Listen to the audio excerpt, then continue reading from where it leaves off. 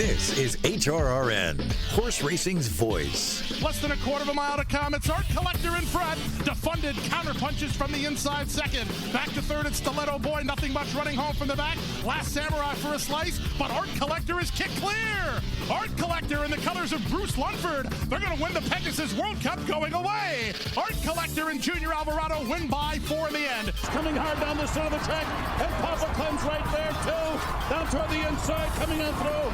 That is that bird now is coming on to take the lead as they come down to the finish in a spectacular upset. That bird has won the Kentucky Derby. An impossible result here. Welcome to the Equine Forum, presented by TwinSpires. And the Fleet Alex champion Rose almost fell out of the saddle. A dramatic occurrence at the top of the stretch. Here's the Fleet Alex, who has come on to take the lead. Scrappy Teeth will the turn, and he's second on the inside. And it's 5 legs back. Giacomo will manage only to be third. They're coming down to the finish. And in dramatic style, a Fleet Alex, who almost fell at the top of the stretch, has won the Preakness by 5 lengths. No Triple Crown for the 24th year. Here comes Sarava and Medaglia d'Oro, though striding to the line together. Sarava on the outside. Medaglia d'Oro toward the rail. They're coming down to the finish. A huge upset is looming here under the line. Sarava has won the biggest long shot in the history of the Belmont Stakes at 70-1. Now here's Mike Penna.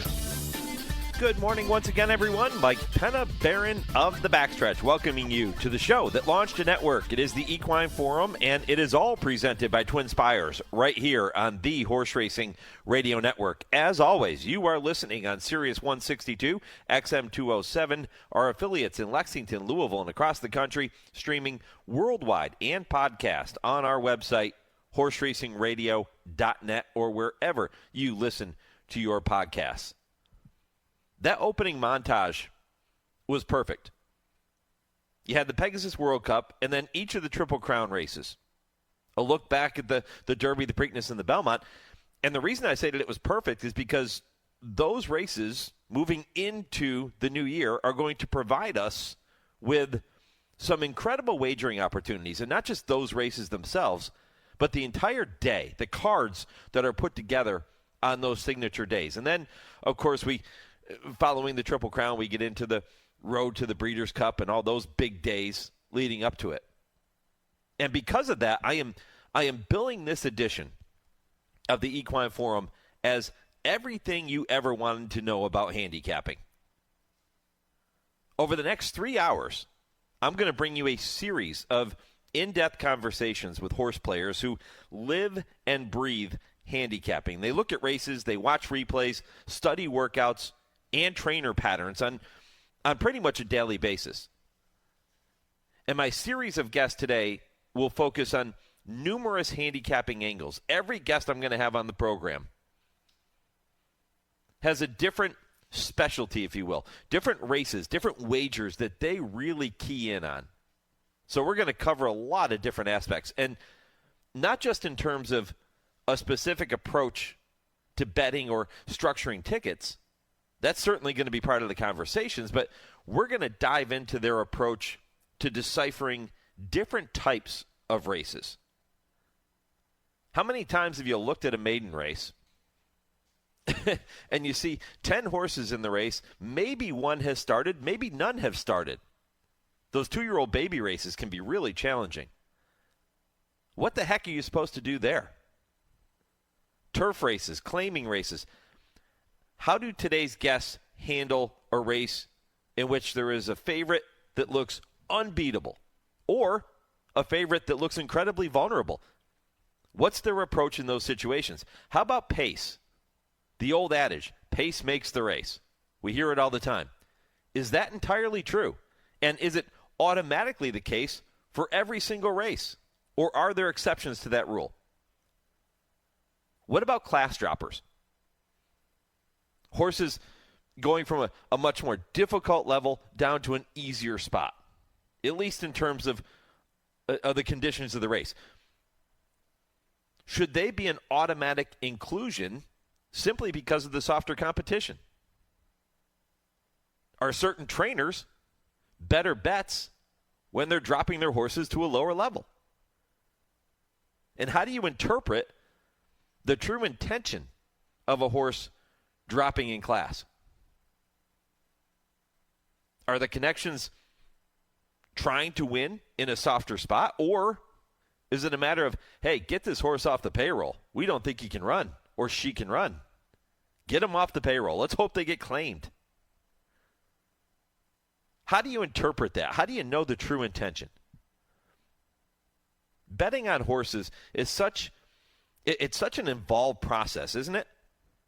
It's much different than, let's say, an over-under, right? Is the total number of points scored in a game going to be over 45.5? Or is it going to be under 45.5? That's pretty simple. You got two ways to go.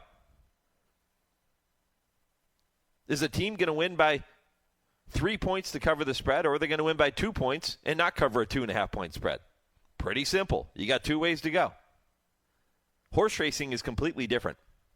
It can also be extremely intimidating for new fans and for new horse players. And I preached on this for many, many, many years now, 2 decades being on the radio here with you. Just the language alone takes time to fully understand, doesn't it? You have change leads, spit the bit, shadow roll, blinkers, furlong. What the hell is a furlong? All of those, and that's just a few, but all of these terms that we hear thrown around, for all of us who are in the know, inside, horse players have been doing it for a very long time, involved in the sport, it's easy. But put yourself in the shoes of a new person coming to the racetrack that we want to eventually become a horse player or a fan or an owner, and put yourself in their shoes. You walk in the door of any racetrack, and there's a handicapping seminar going on. People are walking through the day's card, and they're talking about different angles and different types of bets, superfecta, trifecta, exacta, pick 4, pick 3, pick 5, pick 6. Are you kidding me? And then just take a look at the tote board. Again, put yourself in the shoes, not as you currently are, but the shoes of somebody who is coming to the track for the first time. And look up at the tote board and tell me that's easy for somebody to understand. You go to a sports book in Las Vegas. And I guess you can go to more sports books now all over the country, but let's just stick with Vegas. But you go walk into a sports book, and you look up and you see, okay, Steelers favored by 2.5 over the Patriots. Pretty simple. Either you're going to bet the Steelers to win the game by 3 or more, or you're going to bet the Steelers not to win the game by 3 or more, which means you're betting on the Patriots. You look at the board and you see an over-under. 46.5. The total points scored is going to be over 46.5 or under 46.5. Pretty simple. Not the case when you walk in and you see a tote board at a racetrack. Trust me, I have had the privilege to bring so many friends and family members to the track for the first time over the years. And all of the questions you get, legitimate questions, show you just how confusing this game can be, which is why fan education should be at the forefront of anything that this sport does going forward. Yeah, we talk about marketing, hugely important. Fan education should be number one. Each racetrack should have its own, and I don't mean how to handicap, because you have to teach people the language of the sport first before you can teach them to handicap. Otherwise, they don't know what the heck it's a foreign language to new fans. So today, we'll get into a little bit of the language situation today, but this is more geared toward all of us who understand the language of the game. Our listeners here on HRRN are so astute, so smart. And so this is for everybody who is sitting back thinking, okay, how can I become a better handicapper? And again, every guest on today's show is coming at it from a different angle. Going to talk about a different type of handicapping, a different type of race. Kevin Kerstein is going to kick it off in a few minutes, 8:15 Eastern. loves maiden races, and it can be any kind of maiden race, from maiden specials to the lowest level of maiden races. That's his wheelhouse. He will talk about playing maiden races. You're going to hear from the Pontiff of the Pick 4, 8:35 Eastern. My dear friend Jude Feld, his approach to playing Pick 4s. There's a reason he's called the Pontiff of the Pick 4. He'll walk you through his approach when he sits down to handicap a card, and his thoughts on 4 other tried and true handicapping methods that have been around for years. He'll share those with you, too, when he joins me at 8:35. 9 o'clock Eastern, hour 2 begins with Kevin Kilroy from TwinSpires. How and when to bet or bet against a favorite in any race. That's right there in Kevin's wheelhouse, and he's going to tell you all about that. And then Ashley Anderson will join me later in the second hour of the program. She will be here right around 9:20 to talk about class droppers and pace angles. And her favorite bet to make, and she does really well with them, is superfectas. How does she approach playing a superfecta? How does she structure those tickets? So that comes up at 9:20, and then at 9:40, Nick Tammaro. Nick was with me on this program before, and he talked about playing win bets. Right? That's something that's kind of a lost art. He loves to play win bets, loves exactas, and he loves pick 5s and pick 6s. So you'll hear from Nick Tammaro from TwinSpires as well, coming up later in the show, right around 9:40 Eastern. I'm going to replay his conversation that we previously had on the show because it is so poignant in this format of this program today. And how about strategies for playing in handicapping tournaments? For those of you who love playing in tournaments, or maybe you haven't done it yet and you're thinking about it. Darin Zoccali, you've heard him on the program before.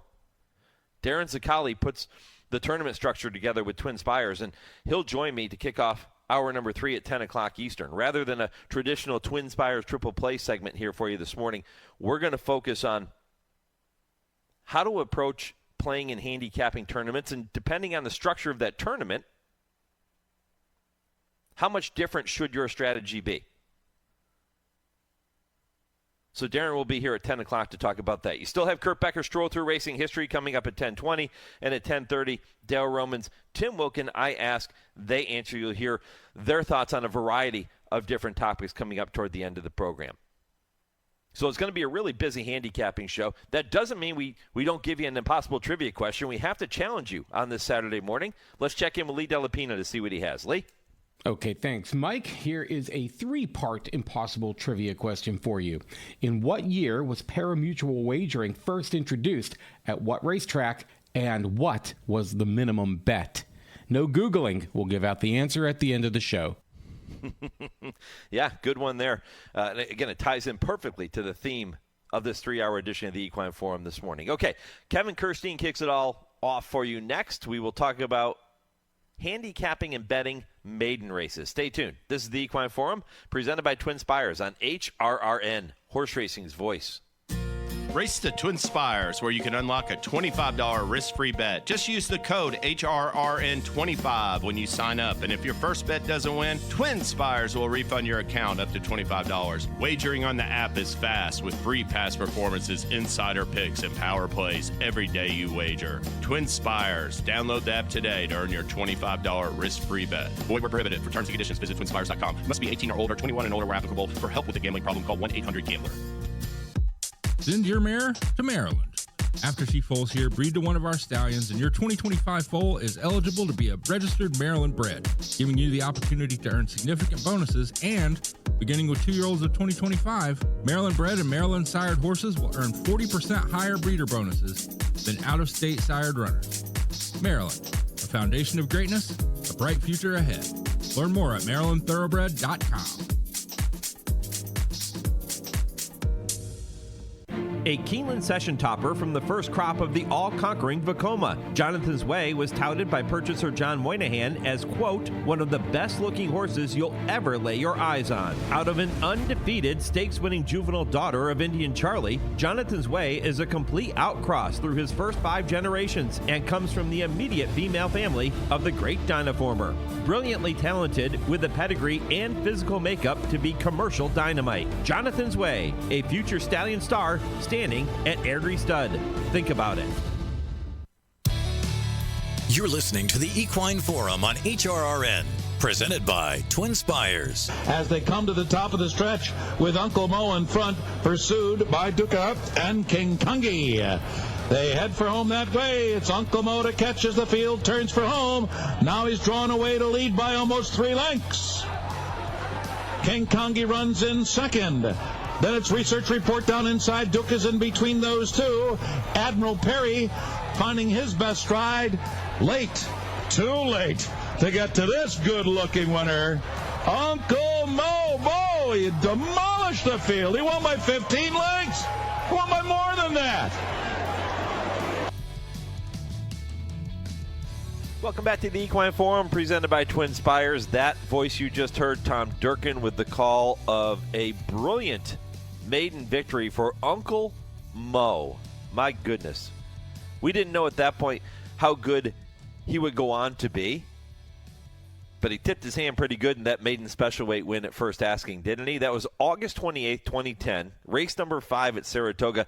The official margin of victory, 14 1/4 lengths, and every once in a while, a horse goes to the post for the very first time, and the word is out. He was sent off at 90 cents on the dollar that day. But oftentimes, a horse puts in a scintillating effort, goes on to an incredible career, and they get overlooked in that first start. That was the case with Big Brown in 2007.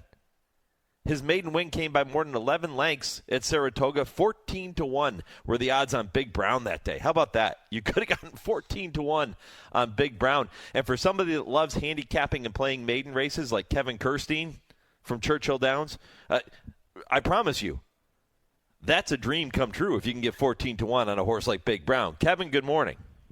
Good morning, Mike. Thanks for having me. 14-1 on a horse like Big Brown. Isn't that the beauty of maiden races, though?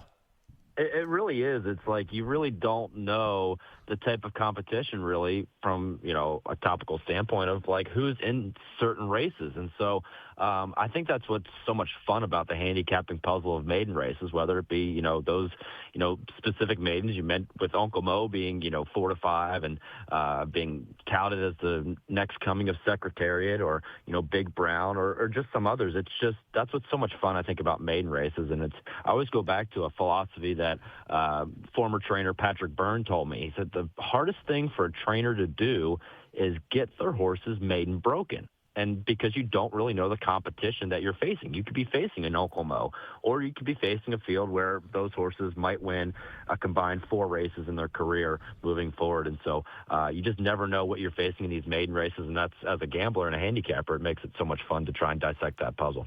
When I asked you to join me on this particular program, and again, I'm billing this as everything you ever wanted to know about handicapping, because all of the guests appearing on the program today are going to talk about different handicapping angles, different way to set up various tickets, their favorite way to play certain races. But your specialty, you love maiden races, and it doesn't matter if it's a maiden special weight or a low-level maiden claimer. What is it about maiden races that you love so much, Kevin? I think it's just about the unknown, right? Every single horse in the race has won 0 races. So it's every horse is trying to win for the first time. And, there's, I think, so many different levels of the maiden races in this day and age of racing. Just a straight maiden special weight, you're usually going to have horses that are, touted by trainers as saying, oh, we love this horse, he's a future stakes horse. Well, that horse is going to take a hit in the gambling. You can have the restricted auction maiden special weights where the horses had to have started or had to have RNA'd at their most recent auction for $65,000 or less. So now you're looking at a puzzle of, okay, well, these horses weren't the, $1 million purchases that we see in a regular maiden special weight. Do we think these horses are more of a maiden 50 claimer type horses, or are they, more in a maiden special trying to get confidence in them? And then you go down to, sort of the bottom level races. And I love using angles in those races as finding the horses that have lost the least. And that's usually my angle to go in lower level maiden races. And so anytime that I can find maidens within a program, at a card, I'm usually going to try and key in around those races if I'm playing the vertical tickets, the pick 5s, the pick 6s, or so not, because I just think there's so many different types of angles you can use depending on the level of maiden races you're looking at. Would the theory when you look at horses who have, as you just described it, lost the least in those lower-level maiden races, would the theory be that, okay, they've had their chances, they've shown their stripes, they've shown what they are. The horses that haven't lost as many times, well, maybe there's still some upside there. Is that the approach? I think it's as simple as that. And you usually, in a lot of occasions, you can see horses that have, 0 for 8, 0 for 10 maidens that, might take a lot of attention through the windows because there's proven speed figures there. There's, handicappers that are just basically looking at those speed figures and saying, okay, well, this horse appears to be the fastest of this bunch. Well, yeah, but are there any excuses for the horses that have not shown their stripes? And so I think there's a lot of opportunities there to get some overlays through the windows when just gamblers are looking at horses just based on a speed figure wise in a race where horses sort of are who they are and they've never won a race before. One question that I get quite often from new horse players or people that aren't familiar with our sport when they start looking at a maiden race, a race in which none of the horses have started. You might have 10, 11 horses in the race. They're all making their debut on that particular day. How do you approach a race like that? It's difficult, right? Because, there's no real hard data to go off of how the horses have run before. So, a couple of instances of things that I like to do is with the new Kentucky Thoroughbred Association website where there are workout videos that are provided on a daily basis for, tracks in Kentucky. There's tracks like, the First TV app of tracks in California or Florida of where you get to see horses in the mornings and you they can tip their hands a little bit and you can get an idea of what to do from there. I'm also big into sort of looking at where the jockeys have chosen to ride. There's, lots of factors I think that go into, where agents are lining up their riders to go in, day in and day out races. But there may be a little bit of angles to go at for there. Say you're looking at a trainer who, their go-to rider is either, one person or the other. And then you're seeing someone else show up on their horse. Well, that may be a negative for you to sort of maybe say, okay, well, this horse might need to prove it to me. I don't need to use this horse on my tickets. Or you're seeing a rider where they would ride for that barn and they're showing up on a completely different horse. And so those are the type of angles that I like to go out in those races. They're tough to decipher, but if you can, look at those websites and those tools on the KTA or any of the first, TV websites to look at those workout videos, plus sort of see where the jockeys are ending up in those types of races, I think that can give you positive angles to move forward in that race. Okay, walk me through when you start to look at a maiden race, and this may depend on what type of maiden race it is, but when you sit down to handicap and you say, okay, I love betting maiden races, you flip through the program, you find the maiden races. Walk me through the way that you approach it, Kevin, and then the way that you choose to play a lot of those types of maiden races. So in a lot of instances, I'm not going to play exactas, tries, or supers in maiden races, and it's just simply because my, brain doesn't function to say, okay, this horse has never run a race, but he can run second, third, or fourth. I mean, that's just sort of like you're just throwing a dart at a board. So really I'm looking at those maiden races as I think the general public, and especially, you mentioned races like a 2-year-old race with a lot of first-time starters or sort of the bottom-level claiming races where they're going to be spread races and a lot of tickets. And so I'm looking at that to find sort of, horses where I can narrow in on, go 1 or 2 deep in a pick 4, pick 5, or pick 6, just because the general public is going to go deeper in those races without the data available or just question marks on the type of level of horses those are. And so that's really the strategy that I'm going at when I'm looking at those races. And, sometimes there's instances where I'm going to say, okay, this really isn't a race where I can find that, that single or go 2 or 3 deep just because of, how difficult the race appears to be. And so I'm just really trying to decipher to go towards the anti-singles with the general public in those maiden races when I'm playing the pick 4s, 5s, or 6s. And so tough to bet exactas and tries in those races because you really, it's tough to say these horses have never run a race, but really just trying to find the singles that the general public will not use in those races is how I sort of attack maiden races. That's interesting. Any advice that you give to a a person that's just learning how to play the races, I talk about learning the language of the sport, and that being equally, maybe even more important than the nuts and bolts of handicapping for a new fan. But any advice that you give to somebody out there who says, man, I really struggle with deciphering those types of races or betting on those types of races, what do you tell them? You know, I think it's as simple as for newer players, when you're going to, say, Churchill Downs, and you're looking at the top 4 or 5 jockeys in the standings, usually they're going to be on the best horses in those races. And so I'd sort of say stick around with those jockeys, because they are probably lining up on the best horses. Same with the trainer side of too. They're usually going to, have horses in these races where they are alive. If they are winning races, they're probably the ones that are the favorites. And so, I'd key in on those type of horses to look at first. There's, so many different types of wagers that you can do on a day in and day out basis. But if you want to just look at handicapping wise on who do you think the favorites are in these types of races, just sort of lean to who the best riders and best trainers are sending in these races, and then normally going to win the highest percentage of races. Yeah, good stuff. Kevin Kerstein here on the Horse Racing Radio Network. Kevin, the reason I played Uncle Mo coming out of the commercial break there is because he and Big Brown, that's why I wanted to touch on Big Brown too, both of their efforts, I was standing trackside at Saratoga, and I was there in person to watch both of them, and they were jaw-dropping performances. And you say, okay, well, they won by double-digit lengths. Of course they were, Barron. But Jude Feld was with me. He's coming up in the next segment. And both of us looked at each other and just said, what the hell did we just witness? Can you recall a maiden race that you either handicapped or watched and then stepped back and said, wow, what was that? I can give you an example of what really, sort of got my attention to the horse racing world. There was a horse named Shrewd One that was racing in New York. It was a New York bred by Smarty Jones. And so when I first got into the game, I really, didn't know a whole lot of what was going on. I was in college. I liked to gamble. And so I would go out to Churchill Downs and, play the ponies between classes or go to simulcasting on the weekends. And so I knew Smarty Jones because I'm originally from Philadelphia. And so I found this horse named Shrewd One who was racing at Aqueduct that day. His first-time starter. I think Edgar Prado might have been aboard him. And I'm like, all right, I'm going to gamble on him. It was in October, I believe, 2010 or 11, and he wins at first asking. And that was really the horse that kick-started my whole horse racing journey. I'm like, okay, now this is all clicked. This is cool. This is awesome.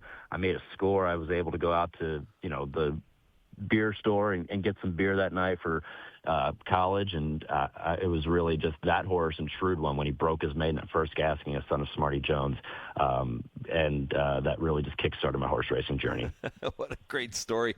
I have one on the flip side of that, and I've told it on the show several times over the years, but for me, I remember handicapping the Belmont card. It was September 13th, 1994, and I know that because I just looked it up on Equibase. I wanted to get the exact date.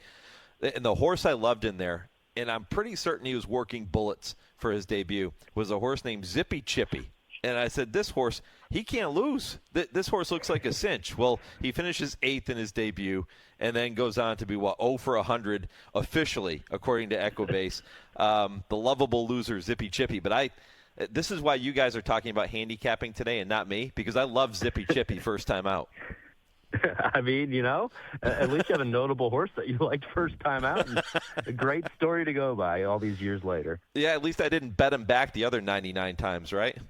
That was when Shrewd One. So he broke his maiden, and I went to the Derby in 2010. So it was 2009 he broke his maiden, 2010 with Super Saver. And so I'm in the part of the grandstand where it's sort of just, where the old bleacher seats were in section 127.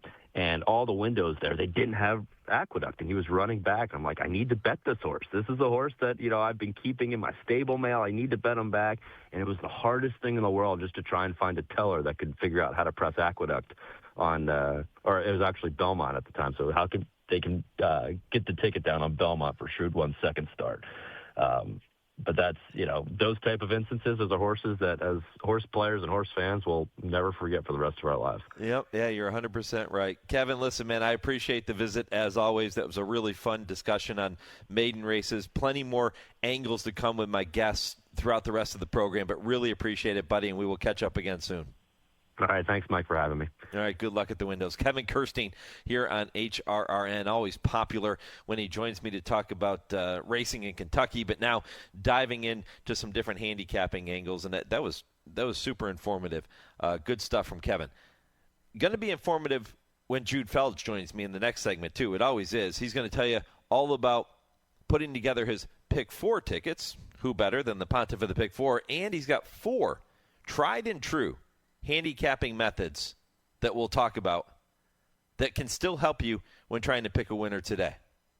That's next, right after your Legends of the Turf and this short commercial break. On an early June day in 1945, a set of circumstances was culminated and climaxed by a win in the Kentucky Derby. In 1943, just before the opening of the very first yearling sale ever held at Keeneland, a contractor from Alabama was lolling about the lobby of Lexington, Kentucky's Hotel Lafayette. He met a fellow contractor from Tennessee who asked what he was doing there. The tall Alabaman, Mr. Fred C. Hooper, said, quote, "I thought I'd buy a couple of yearlings and find out what this racehorse business is all about." His friend, J. Warfield Rogers of Memphis, Tennessee, had been racing and breeding for some time and, of course, offered his assistance. Hooper asked if Rogers knew of a good trainer. Mr. Rogers said indeed he did, and Hooper then asked if he could be introduced to him. Rogers and Hooper met at the sale the next day, and as Ivan Park strolled by, Rogers indicated that he was one of the trainers he would certainly recommend. The two were introduced and spent the rest of the day together with no agreement reached between them, looking at yearlings going into the auction arena with neither bidding nor buying. They knew absolutely nothing of each other, but took the pains to carefully check each other out to mutual satisfaction, I might add, and the next afternoon, August 11, 1943, they sat together at the sale pavilion and patiently waited until the 34th yearling was led into the sales arena. Hooper jumped into the action and quietly and determinedly bid to $10,200, for which he got the colt in which he was interested. He was now the owner of a high-priced thoroughbred. That youngster was put in the hands of former riding great Ivan Park to train, and on June 9, 1945, 2 years later, the casual introduction came to its climax. It was Derby Day in Louisville. 70,000 fans on hand beneath the hallowed TwinSpires to watch the 71st run for the Roses on a very muddy racetrack. Hooper's horse was installed, too, in the crowded old-fashioned paddock at Churchill, and Hooper and Park stood in front of it greeting well-wishers as their horse approached. The son of Sir Galahad III had his front legs bandaged, and the padding covered an extraordinarily thick padding of cotton which stretched from pastern to just above the knee. As he passed bystanders, there was a strong odor of medication. Jeep, owned by Colonel C.V. Whitney, was installed 3, and Colonel Whitney, nattily attired in his Army uniform, bowed to Mr. Hooper by a way of exchanging the social amenities of the moment. Ivor Balding, manager of the Whitney farm, exchanged a few pleasantries with Mr. Hooper as well. Tommy Piatt visited every stall and spoke to every owner and trainer. At stall 7, Piatt chatted with Warren Wright, who had pot o' luck in the field. Wright congratulated Piatt on come-and-go's win in the Kentucky Oaks. Ben Jones, Wright's trainer, came up and said, quote, "If we can beat the Hooper colt, we can win it. I don't think we can. His work the other day was marvelous, and he didn't even draw a deep breath," end of quote. The order from the paddock judge came to saddle up. Bandages were removed from Hooper's horse, revealing blister scars on the ankles, and the strong smell of medication was unmistakable. The ankles looked good, but they had obviously been sweated. Trainer Ivan Park's hands were trembling while saddling the horse, Mr. Hooper standing calmly with arms crossed and watching his stalwart. "Riders up," came the call, and the rest, my friends, is history. On that muddy racetrack with 70,000 howling fans on hand, on June 9, 1945, Eddie Arcaro guided that horse to an uncontested wire-to-wire 6-length win in rather easy fashion. That horse, the very first purchased by Fred C. Hooper, trained by Ivan Park, had fulfilled a dream. That thoroughbred, my friends, was Hoop Jr., and his owner's and trainer's story provide indeed a great moment in thoroughbred racing. Race to TwinSpires, where you can unlock a $25 risk-free bet. Just use the code HRRN25 when you sign up. And if your first bet doesn't win, TwinSpires will refund your account up to $25. Wagering on the app is fast with free past performances, insider picks, and power plays every day you wager. TwinSpires. Download the app today to earn your $25 risk-free bet. Void where prohibited. For terms and conditions, visit TwinSpires.com. Must be 18 or older, 21 and older where applicable. For help with a gambling problem, call 1-800-GAMBLER. It's time now to shine the spotlight on the Darley Taking the Reins Performer of the Week. An Englishman dashes away, 4 clear, final 16th. An Englishman, after a sharp start, easily put away Tagermeen and dazzles on debut. Englishman, the son of Darley stallion Maxfield, dazzled in victory by more than 7 lengths on debut at Churchill Downs in mid-September. A victory which makes him your Darley Taking the Reins Performer of the Week. Darley stallion Maxfield. His 18 first crop winners include his son Englishman, who scored a 97 buyer on debut, winning by 7 1/4 lengths. That's the highest buyer registered for progeny of any freshman sire. Maxfield's 2026 stud fee is $50,000 live full. Learn more about Maxfield and all the Darley stallions by visiting DarleyAmerica.com. You're listening to the Equine Forum on HRRN, presented by TwinSpires. Fleet Alex is in behind them. Closing argument is in with the chance there on the outside. Buzzards Bay coming down the middle of the track at the top of the stretch in the Kentucky Derby. High five, Bellamy Road. Closing argument on the far outside. Here comes a Fleet Alex arching through between horses. Giacomo, don't get mad. Late charge on the far outside. Coming down to the finish. Closing argument, short lead. Giacomo, a Fleet Alex. It's a 3-horse photo finish. And on the wire, it's Giacomo who has won the 131st Kentucky Derby. Close for second, closing argument, and the Fleet Alex, don't get mad, will score.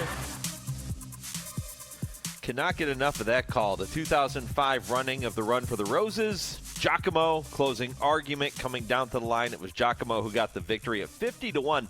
That, by the way, resulted in a $2 pick 4 payout that day of $164,168 and a meaningless 60 cents at that point.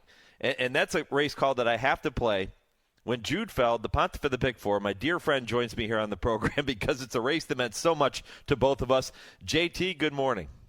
Good morning. Yeah, we hit the trifecta for $63,000 with a group of guys, and that was a lot of fun. But it killed me because I'd be living in Barbados now if closing argument had won. I had everything to closing argument: the pick 4, the daily doubles, everything. Everything was on closing argument.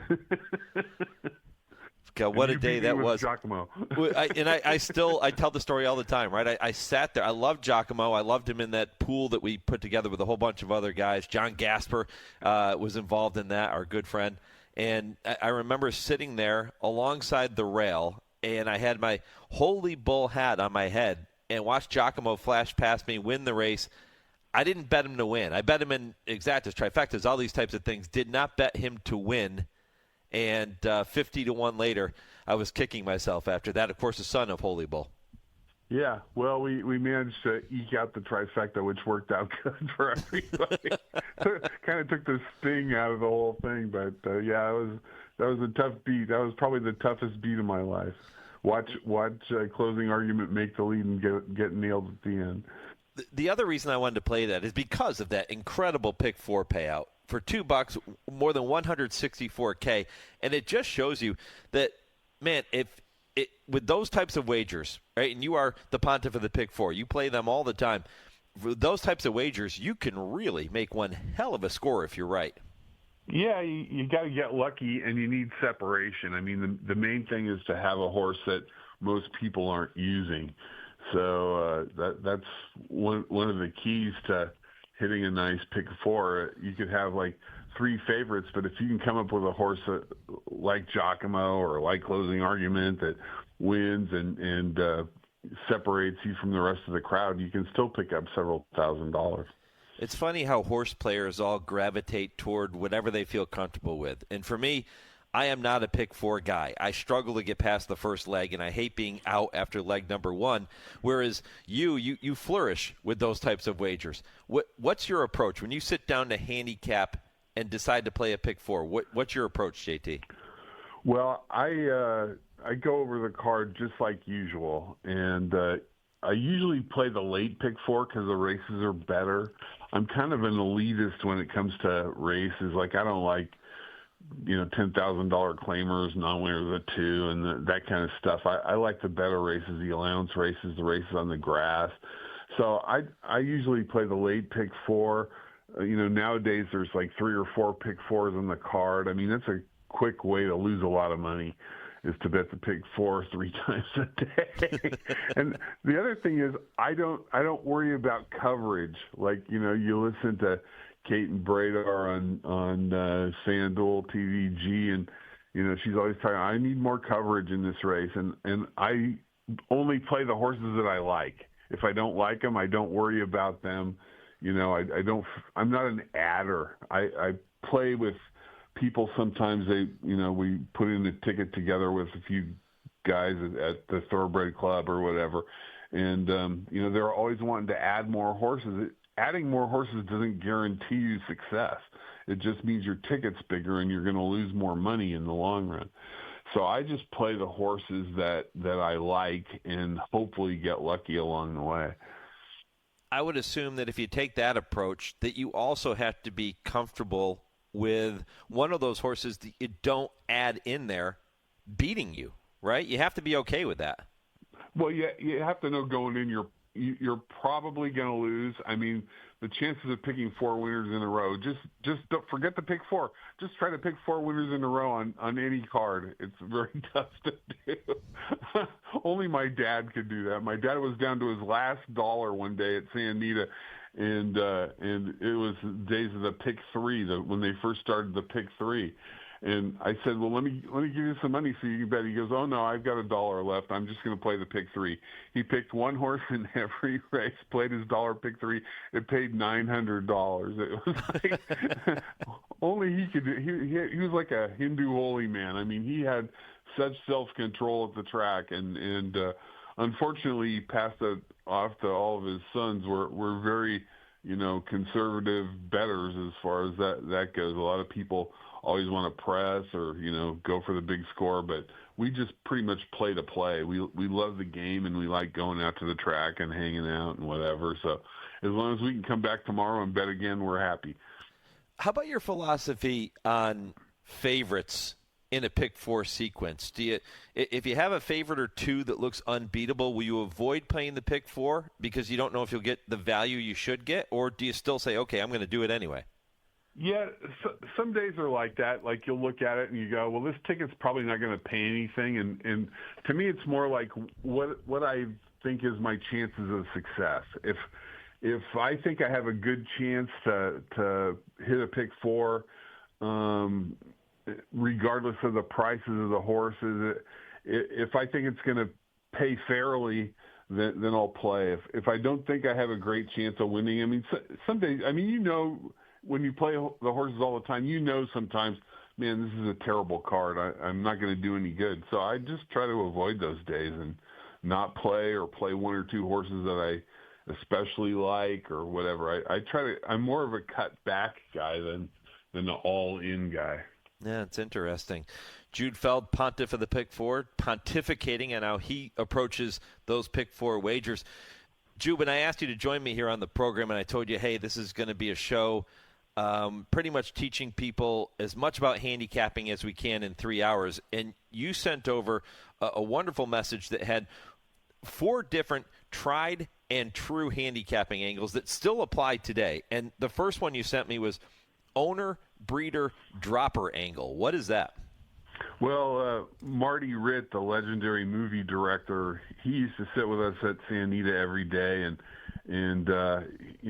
he directed movies like HUD and Sounder, Murphy's Romance, Norma Ray, and of course Casey's Shadow, which was a racetrack movie. But he was a great bettor. He'd go for days without making a bet. He was the most self-controlled gambler I've ever seen. he wouldn't bet on a horse if he didn't think it was a square price. That was his words exactly, a square price. He wanted the best price. He wanted a horse that had a good chance. And, you know, he taught me this angle. The angle's about an owner who's also a breeder who sends a horse to the races. And he thought if somebody spent the time and money to breed a horse and then send it to the races, they must have thought the horse had some promise. If he decided to drop it into a claiming race, that was a spot that Marty felt they were sure the horse was ready to run its best and wanted them to perform well in case it got claimed. So, you know, you see the best ones are the horses that have been running like maiden allowance, and their form is kind of ugly. You know, maybe they finish 7th, 8th, 9th in the maiden allowance races, and then they drop in for a tag like 32 or 25 or whatever, and people don't bet on them because their form looks crappy, and then, you know, the lower class makes a big difference, and they just win off and pay $20, $25 or whatever. So that's the key in a pick four. That makes a big difference because, you know, if you can get a $25 horse in your pick four, you're automatically bumping up your price a lot. Yeah, I mean, it makes a big difference. And I love what you were just talking about with the same person owning and breeding the horse and then taking them to the races, because it speaks to going beyond just the numbers that you see in the past performances, right? This is something where you have to delve in a little bit deeper to kind of make that decision. Well, that's a big plus for angles. I mean, we don't use angles anymore. I'm actually writing a book called The Angle Arsenal, which is going to have a lot of the old angles in it that I've learned over the years.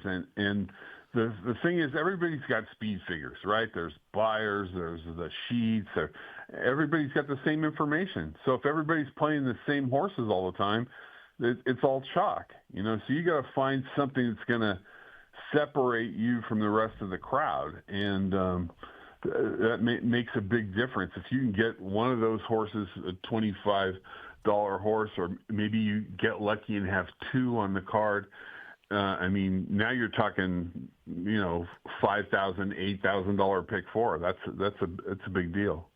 Okay, here's another one you sent to me. Triple F. What the heck is Triple F? That stands for First Timer Fastest 5/8. So Harry Silbert, who was Bill Shoemaker's agent from the time he started riding until Harry lit his last cigar, you know, Harry was a student of the game, and we're at Hollywood Park. This is 1979, I think. I'm working for the Racing Form, and Harry's there doing his agent work, and we're sitting around waiting for them to draw the races. Hollywood was always notorious for late draws. I mean, they'd hang out till, you know, 1 o'clock, 1:30 even. First post was 2 o'clock, and, you know, they just keep the entries open, hoping to get one more horse for some stupid race. And so Harry and I are sitting there, and we're talking about horses and handicapping and stuff, and he's the one that taught me that. In the old days, only the top trainers had private clockers. A guy like Arnold Winnick, he was, you know, the first guy to have horses in like several states, and he had a helicopter, and he was kind of like the D. Wayne Lucas of his day. So Arnold had a private clocker, and a few other trainers and a couple owners had private clockers. But nowadays, there's like 4 workout sheets at every track. I mean, you can buy all kinds of workout information, and, you know, so you have a little bit of an idea of how the horses are training. But again, everybody's got the same stuff. Everybody can see a horse that works good or whatever. Harry's idea was, it only mattered how fast the horse could go 5/8. You know, you see trainers like Chad Brown, half mile, and they run. And he wins some races first time out, but he could win more if he trained his horses a little bit longer. And they use the excuse nowadays that trainers, you know, use the gallop outs and stuff for extra distance and all that. I don't know. It doesn't make a hell of a lot of sense to me. I learned from Harry, the horse with the fastest 5/8 in the race is probably a good horse to bet on, and it's never served me wrong. I mean, you want a horse that actually worked a good 5/8. If you're looking at a race and like the fastest 5/8 that a first-time starters worked is 103 or something, not a bet. But if they work like 101 and change, or even better yet, a minute or 59 and change, those are the horses you want to bet on. So I always keep an eye on that. It's something. A lot of times they get overlooked. Like somebody like Baffert has a horse in that they paid a gazillion dollars for, and then there's another horse in the race that's working, lights out, but he doesn't have the same flashy trainer or whatever, and you can get a good number on one of those horses. Really interesting angle. Triple F. I have heard of this next one, Smart Money Angle. Tell me more about that. Well, that was John Forsythe, a great actor. He loved the game, and he worked so hard.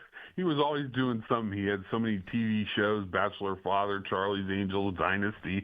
But whenever he had a few minutes off, he'd come to the track, either San Diego or Hollywood Park, and he was an owner and a breeder, and he was an excellent outside-the-box handicapper. He was the guy that you wanted on your team if you were putting in a pick four, because he'd come up with some crazy horse, and you go, where does this one come from?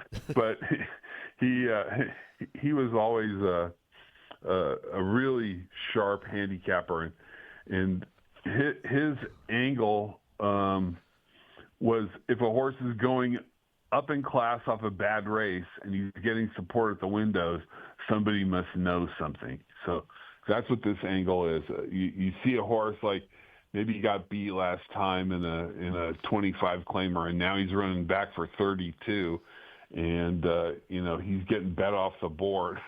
So somebody knows something. And that was his theory. And you see these horses, come in at all kinds of prices. I mean, they can be 30-1, or they could be 8-1. I mean, it doesn't really matter. But it's something to look for, and you don't see them every day. It's an angle that pops up, I would say, maybe twice a month, 3 times a month, or whatever. But if you find one of those and they're in the pick four, they can get you that separation you're looking for. Really interesting theory. One more. Out in the last. What does that mean?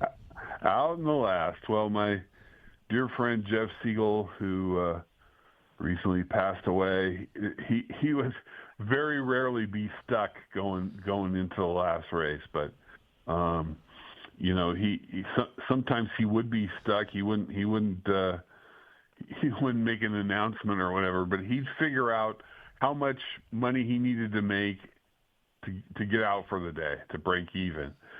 So he would take a look at the horses and decide which horse he would bet that would make enough money to win enough to get out for the day. So I know that sounds complicated, but it's really not. He would usually make a sensible wager, like for him that would be like, $40 or $50, but he'd usually look for a horse that was like between 8 and 12-1 that would break him even for the day, and he'd bet just enough money to break even. He didn't go crazy with it, and he didn't use it very often. But I saw him get out for the day so many times doing that. It was crazy. But he was a special handicapper. I mean, he was one of the greatest of all time, and if you go back and read his obituaries and stuff, almost every person says what a great handicapper he was, and he was outstanding. He knew the game inside and out. It was probably his biggest love. UCLA basketball was his probably second love, but those are the two things that he really enjoyed and really loved the game. And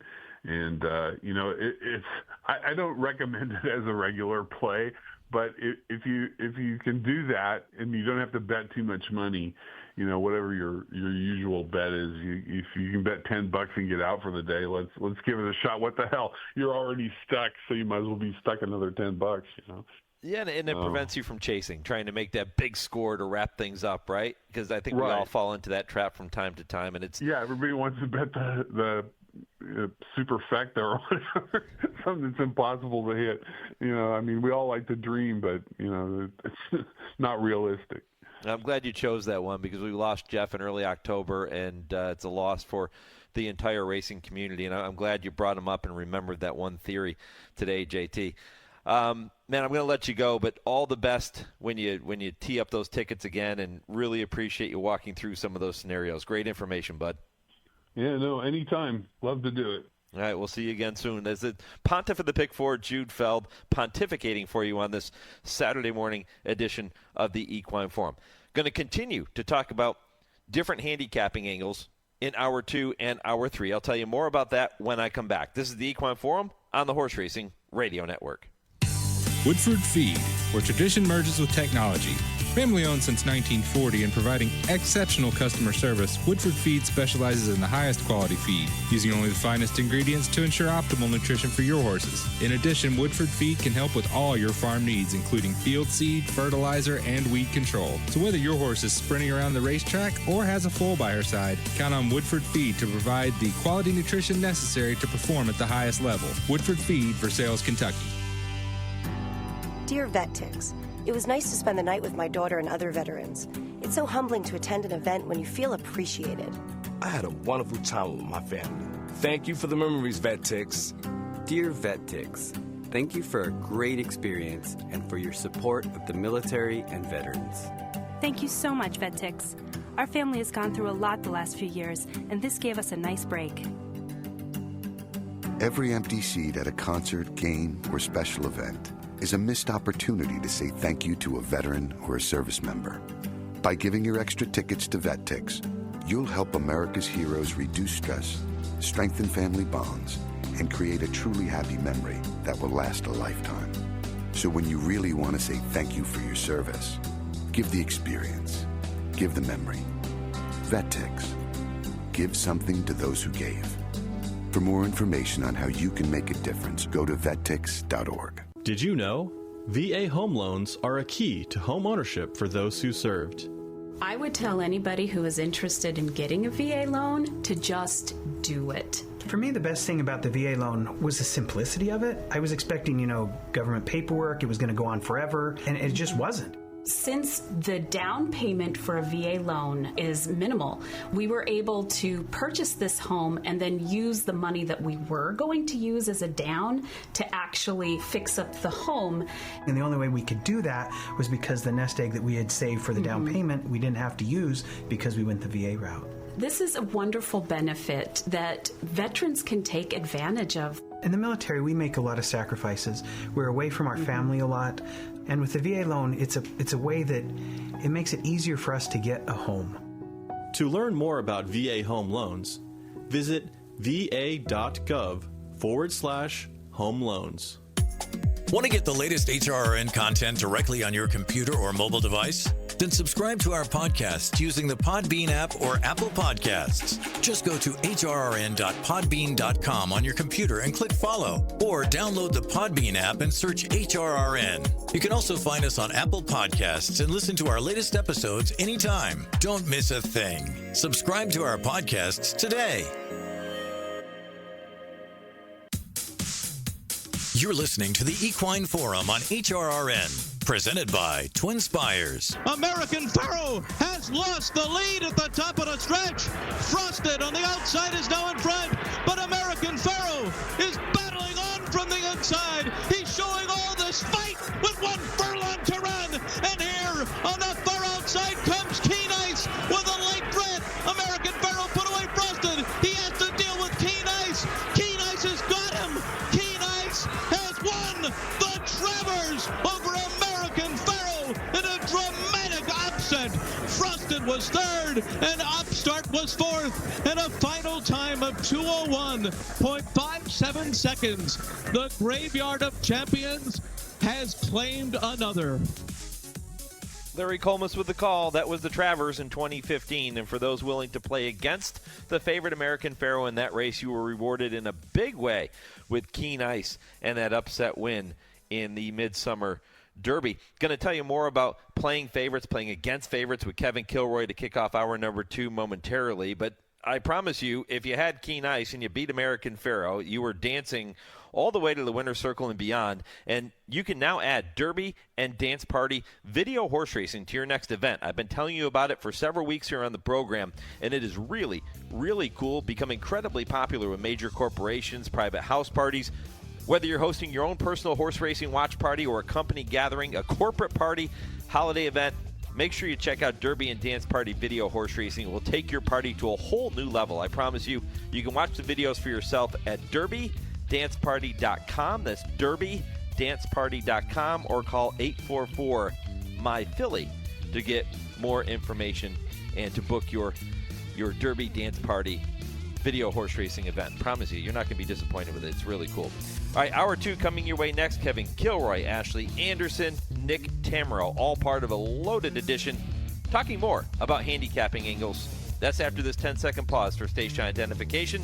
This is the Horse Racing Radio Network, where racing comes to talk.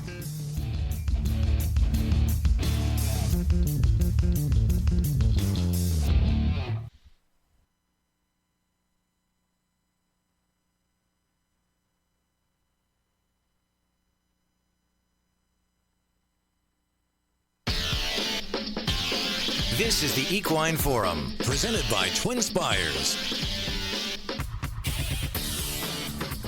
Welcome back, hour 2 of 3 on a special edition of the Equine Forum, presented by TwinSpires. Mike Penna, Baron of the Backstretch, spending time telling you everything you ever wanted to know about handicapping. At least that's the goal. Whether we'll get to all of it or not, I don't know, but we are covering a lot of ground for you here on this 3-hour edition of the program. And Kevin Kerstein was with me in the first hour. Jude Feld, Pontiff of the Pick 4, was with me as well. If you missed those in-depth conversations about handicapping, you'll want to go back and check out the podcast after I finish up at 11 a.m. Eastern. That's going to be posted, as it always is, on our website at horseracingradio.net and on your favorite podcast platform. So wherever you listen to your podcast, type in Horse Racing Radio Network. You can listen along to this show and all of our shows each and every week. Kevin Kilroy going to kick off hour number 2 in just a moment. Ashley Anderson from TwinSpires will be here at 9:20 to take a look at some other handicapping angles. And then you're going to hear from Nick Tammaro. That's a replay of a conversation I had with Nick earlier this month, and getting a chance to talk to him about some various handicapping angles that he really likes, including the lost art of win betting. So stay tuned for that. Hour 3 kicks off 10 o'clock Eastern, usually your TwinSpires triple play. This week, going to continue the theme of this show with how to approach handicapping tournaments and the different strategy you might employ based on the way that the tournament is set up. And Darin Zoccali will be with me to handle that segment for you. Kurt Becker, Stroll Through Racing History at 10:20. Dale Romans, Tim Wilkin, 10:30 Eastern, talking about so many important topics in the sport today. If you missed the impossible trivia question at the top of the show, let me give it to you again. The answer coming your way at 10:55 Eastern. In what year was pari-mutuel wagering first introduced, and which racetrack was it introduced at, and then what was the minimum bet? That's a challenging question for you. You got to get a lot of parts to that, right? Again, the answer coming up 10:55 Eastern Time. Well, I mentioned Kevin Kilroy set to join us now. We will get to him momentarily. He's going to tell you about his approach to playing favorites or not playing favorites. We heard the call a short time ago of American Pharoah being upset by Keen Ice. Keen Ice that day in the Travers was 16-1. So if you weren't a believer in American Pharoah, and I don't know how you could not have been at that point, but if you really thought, hey, graveyard of favorites, graveyard of champions, this horse is vulnerable in this spot today. Went through the hard Triple Crown campaign. Maybe we take a shot against him. And if that was your approach and you liked Keen Ice, then you were handsomely rewarded. And I think that's one of the key elements that I'm going to dive into here with Kevin in just a minute, because that's his approach. He likes to tell you, he likes to look at a race and say, okay, is this when we use the favorite? Is this when we play against the favorite? That conversation coming up in just a minute. It gives me a chance to remind you that if you're going to be in Central Kentucky, in particular Lexington, anytime over the next several months, make your reservations now for Tony's of Lexington. I tell you every week, I've been telling you for years on this program, I approached Tony. I said, Tony Ricci, please let me talk about you on my radio show because these steaks are the best steaks I've ever had. And so many of you have come back to me and said, hey, I took your advice. I went to Tony's. Took my family to Tony's. We had an incredible meal. And you won't be disappointed. If you like steak, and I'm a steak and potatoes guy, if you like steak, it's the place to be. It's the best steak you'll ever have, I promise you. There are other options on the menu, but for me, it's all about the steak. It always comes back to the steak when I go to Tony's. But the atmosphere is great. The people are great. Service is great. Checks all the boxes, they like to say in horse racing. So make your reservations now. Tony's of Lexington. And go enjoy a great meal. Whether it's with your friends, your clients, yourself, your wife, whatever. Your husband, take them there. Enjoy a wonderful meal at Tony's of Lexington. They're on Main Street right behind Rupp Arena in Lexington, Kentucky. Kevin Kilroy is indeed here with us now. Kevin, good morning. Good morning, Mike. I was just talking about how you approach a race with a heavy favorite. And I used the example of American Pharoah and the Travers in 2015.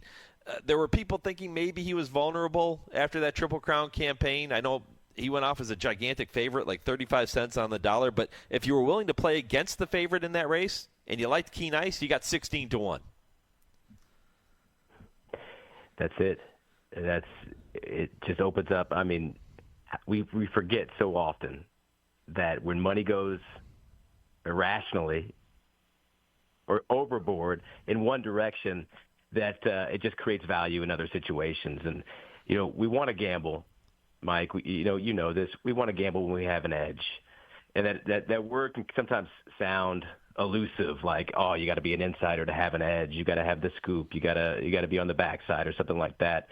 But edges just present themselves all the time in this pari-mutuel game. It's why it's fantastic when you're watching the money and you see that a horse that you think has a better shot of winning than the odds that the market's giving that horse. That's an edge. That's an edge. And in general, when a horse is getting overbet and is in big-time underlay zone, there are very valuable opinions to be had in that race. There are edges to be had. Now, you might look and say, wow, I know this horse is getting overbet, but I can't make a case for any of them in here. You can't just force your hand because you know that there's an underlay favorite. You don't want to just bet every race, but you do want to be looking for. This is the thing. This is it. Time and again, I've got to remind myself. And this is the type of stuff I can talk to you now. And this is, if I was a computer, I would play this way every day. I'd be disciplined and I'd be systematic.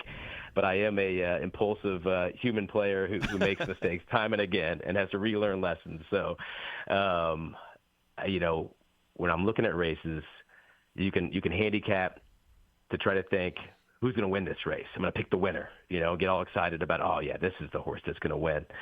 But what you want to do, I think, is handicap the race to see who's going to take money. I mean, the morning line odds can be helpful, right? But we see it all the time that the morning line is off. But it can give you a head, a jump start on figuring it out. But Mike, what I like to do when I'm locked in and I'm really swinging in a good way, in my best way, is thinking who's going to take the money. I like to make my own line for the races. Who takes money? Horses with the top figures, top speed figures, top buyers, big numbers on the sheets. Certain trainers, right? And certain owners. Maybe if you see my racehorse, owning one of the horses, that horse is going to get bet because they've got so many owners out there. They've got so many owners. It's going to create an opportunity for you.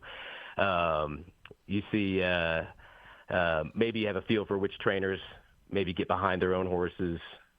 Heavily bet jockeys, when you've got Irad Ortiz, everybody talks about the Irad money, that sort of situation. Class droppers get bet into underlay zone. High percentage trainers, sharp bullet drills. And then there's the other ones that takes a ton of money. It's horses with steam, right? Those insider horses. And maybe you hear about them, maybe you don't. But sometimes you can see it on the board, live on the board. You're like, all right, 6-1 morning line opens up at 6-5. Or you're like, all right, this horse is live on the board. Is it owned by a big ownership group? What's going on here? They seem to know about this horse. So trying to figure out who takes money and then form opinion about those horses. It doesn't just have to be the favorite. It can be the second choice, third choice.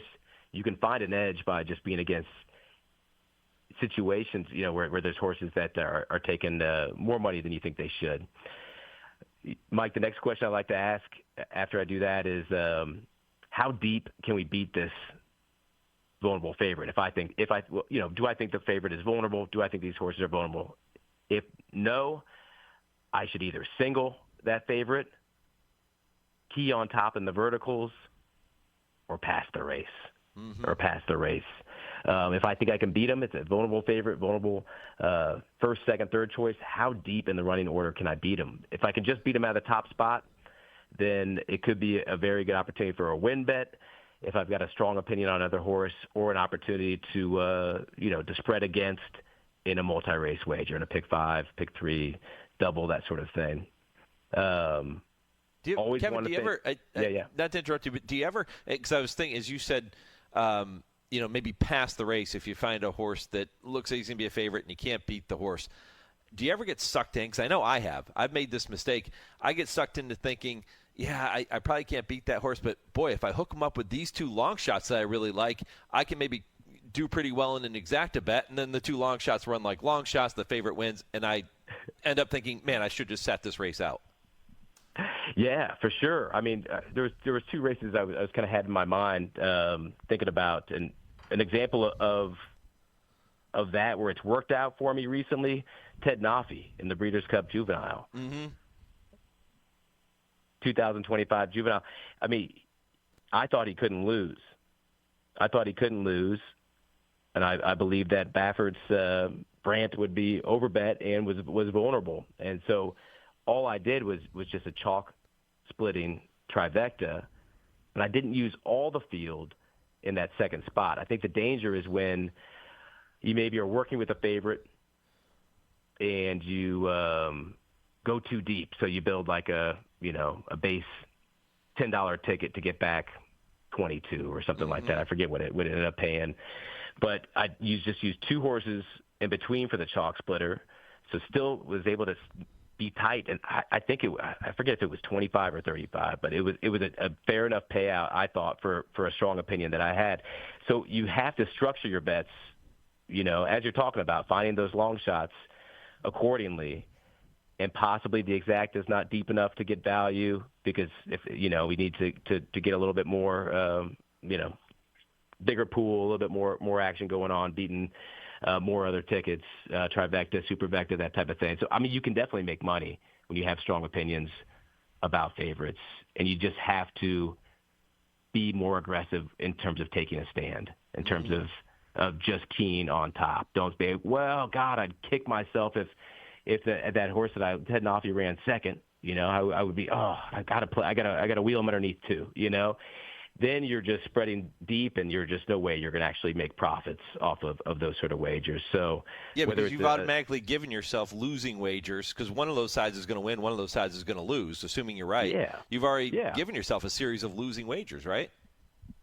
Exactly. And when you're trying to beat favorites, you can be more aggressive in that sort of way, right? If you're beating the first, second, third choice in the exacta, hey, I might box all the others. First thing I do is when I'm looking in there, all right, how deep can we beat them? Let's say we can just beat them to, the top 2 spots. Then I want to figure out who I can toss, who I will absolutely just toss. I want to see if it's a big field. A big field is so valuable to play in the big fields. Turf routes, big fields, that's where you want to be. It's such a good time to take a shot against the favorites just in general. If I can toss 3 and I'm trying to beat 2 and we've got 12 runners in there, then I look for a key horse. If I do believe that the value is there in a way, I'll box those other 7. I think that's what left me with there. I will do that if I think that is profitable, because the opportunity is there and I'm taking a swing against enough. But in general, the majority of my play will be keen 1 or 2. They've got to run first or second, and it's using those other ones, those contenders that I think are there, not the tosses, not the logicals that I think are vulnerable, those contenders. And it's amazing how often we can find those contenders that get overlooked, and try to figure out why they get overlooked, right? Because Mike, when we're looking at the market, we trust it irrationally. We start seeing, all right, this horse is taking all this money, trained by Todd Pletcher, IRAD's up. Of course, this is the winner, right? They know this is the winner. Gosh, this is it. Or the opposite, like, this isn't a top jock. Why'd they put this jockey up? This barn's not hot. They're not doing well. I like this horse, but the connections, the market's telling me 15-1, and they're right. This horse is a bum. I shouldn't bet this horse, right? We start having the market replace our handicapping opinions, and we just have to stay strong against that sort of mindset. You do want to look at how the money moves and take that as signal and understand that and have a good feel for that. It's really important. But you also want to have an opinion that isn't being reflected in the market. You want to have your unique personal spin on what you think is going to happen and open up to that and play when you are getting that edge, when you are having that value. So, we see it all the time. There's a race at a turf route at Fairgrounds that I think about often where there was a lot of pace signed on. There was no way the pace was not going to heat up. So what do? We look for closers, right? Mm-hmm. And I remember I got on a handicapping show, and 4 of us were talking about the race, and we all said our top pick is the number 4. I remember his name was Pegaso. And it's like, okay, it's 6-1 on the morning line. Never forget. 6-1 on the morning line. We all come up with it. All right, this horse is going to be the favorite, right? Sometimes if you want to figure out who the favorite is, you can deep dive handicap. You can just look and see who are all the public handicappers picking. If they're all lined up on one, hey, take a shot against that horse, Right. It's a good opportunity. And so another one that I liked, and I liked less and less as I got closer to betting it for just various stupid, bad, undisciplined reasons, was Wicked Secret. Drew just as nicely. One was in the 4, one was in the 5 hole. Both good closing kicks. And Wicked Secret had a jockey, Devin Mayon, aboard, not quite as known at Fairgrounds. And Pegaso had Marcelino Pedrosa Jr., a pretty successful jock at Fairgrounds. And in the end, running order, but for those closers, was 15-1 on Wicked Secret, wins. Pegaso 2-1 as the favorite, and second. Exacta paid $60 on a dollar. I didn't have it, and I was kicking myself. I got more aggressive with that Pegaso than I should have. I wanted the closer. It seemed like the most logical closer.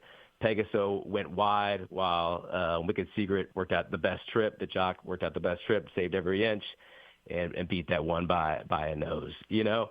So start to think through where the money is going to go. And why am I more confident in this Pegaso than this Wicked Secret? They were really looking back at that race, and I thought about that race a ton. There was not much there for me to go on. Definitely not 15-1 to 2-1 difference. Wicked Secret was the horse to have. How about this scenario, Kevin? Because you started talking about when you handicap a race, look at who's going to take money. Not necessarily who's going to win, but who's going to take money in that race. So let's say you identify a horse or two that you say, okay, these horses are definitely going to take money. And then you look up at the tote board, and right before the race, you see that those horses are 8 or 10-1. Is that a green light, smoke it in play for you, thinking that you liked them enough that they were going to take money and they didn't? Or do you go the other way and say, something's wrong here? Both. That's the feel part of it, right? Yeah. To have that feel, like, did we take money ever at any point when the market was open? That's the first question I ask. If we took money early and it was significant, we were the horse was 3-1 at one point, and we floated up to 8-10. That's a good spot to be in, Mike. I love that spot. And you see it a lot. A horse will open up very live, and then it just floats up. Maybe it'll take another little dip, and then it floats up some more. That's a great spot to be in. it's an extra, boost of confidence. But if we haven't taken money at all, we opened up at, 12-1, and then actually we've kind of dwindled just a little bit down to 10-1. I usually don't like that spot necessarily, but it would depend on who the connections are. Like if it's, I'll pick on Mike Stidham. If it's a Mike Stidham trained horse, then I'll be like, I think Mike would probably put a little money on this horse. I think is live and good to go in this spot, right? The barn would bet this horse is what I'm saying, right? So yeah. So it comes back to knowing the mentality of a trainer too, and the patterns of trainers. That's it. You see the barns who get behind their horses, and you see the ones who don't necessarily. And so having that sort of feel is just something that you get from. That's why it's good to lock into a circuit really, and not just look at the results, but how the horses are bet and how they run when they're bet that way. Like when an Eddie Keneally horse opens up at 3-5, I really want to single that horse in a pick 3 or pick 4 or pick 5, whatever's coming forward, because I think that horse is going to run, and I don't really want to think too much more about it.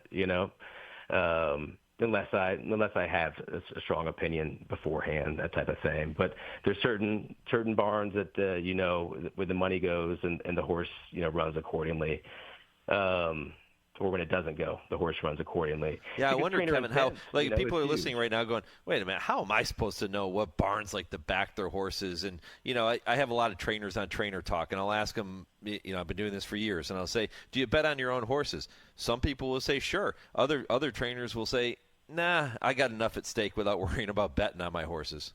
Right. It's it. How's an average player supposed to know which barns like to play their own horses?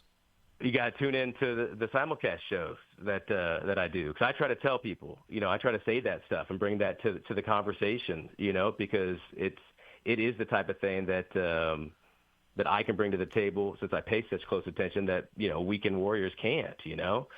That's true. And then it's something I hate, because I've been going on 20 years of betting horses, and I'm still getting a better feel for it. But it's a wise experience, a person's game. The more you really know and the more you've seen, the better you are. It just takes time. But the key is don't just look at the handicapping side of it. Look at the betting side of it. Look at who's taking money and think, how are these horses running? And get a sort of list going of like, all right, these horses took a lot of money and they won. These horses, took a lot of money and they didn't. You can look at stats for ROI. That sort of stuff can sort of show you some things as well. It's not a science by any means, but it's definitely a skill that you want to have in terms of having that feel for it, because it's so vulnerable. Kevin, I can tell you that handicappers are lucky to have you and the TwinSpires team, and lucky to have you with us here this morning. I really appreciate the visit. I've got to get to a commercial break, but I will do this too. At Trust Your Luck is the way to follow you on X. And again, you mentioned the simulcast shows. People can tune in there too, but if they want to follow along, at Trust Your Luck, the way to do it on social media. And brother, I really appreciate the conversation here today. Great stuff. Anytime, Mike. Love talking to you about these things. All right, we'll talk again soon. That is Kevin Kilroy here on HRN. When I come back, we talk about a completely different angle. Does pace make the race, and does that hold true for every race? Ashley Anderson joins me next with the answer to that question. This is the Equine Forum presented by TwinSpires on HRRN. Race to TwinSpires, where you can unlock a $25 risk-free bet. Just use the code HRRN25 when you sign up. And if your first bet doesn't win, TwinSpires will refund your account up to $25. Wagering on the app is fast with free past performances, insider picks, and power plays every day you wager. TwinSpires. Download the app today to earn your $25 risk-free bet. Void where prohibited. For terms and conditions, visit TwinSpires.com. Must be 18 or older, 21 and older where applicable. For help with a gambling problem, call 1-800-GAMBLER. The National HBPA is continuously working to protect the health and welfare of horses by advocating and funding research to help reduce equine injuries, lobbying for a national testing lab to oversee and establish absolute uniform laboratory protocols, advocating for every track to undergo an annual independent surface assessment, passionately supporting off-the-track thoroughbred retirement facilities and adoption groups, and so much more. See additional HBPA initiatives at nationalhbpa.com. Hey, this is Bobby Newman. Join me every Friday afternoon to dive deep into handicapping the races. We'll cover the live action from some of the biggest tracks in the country, talk to some of the major players in the game, and hopefully make a little money along the way.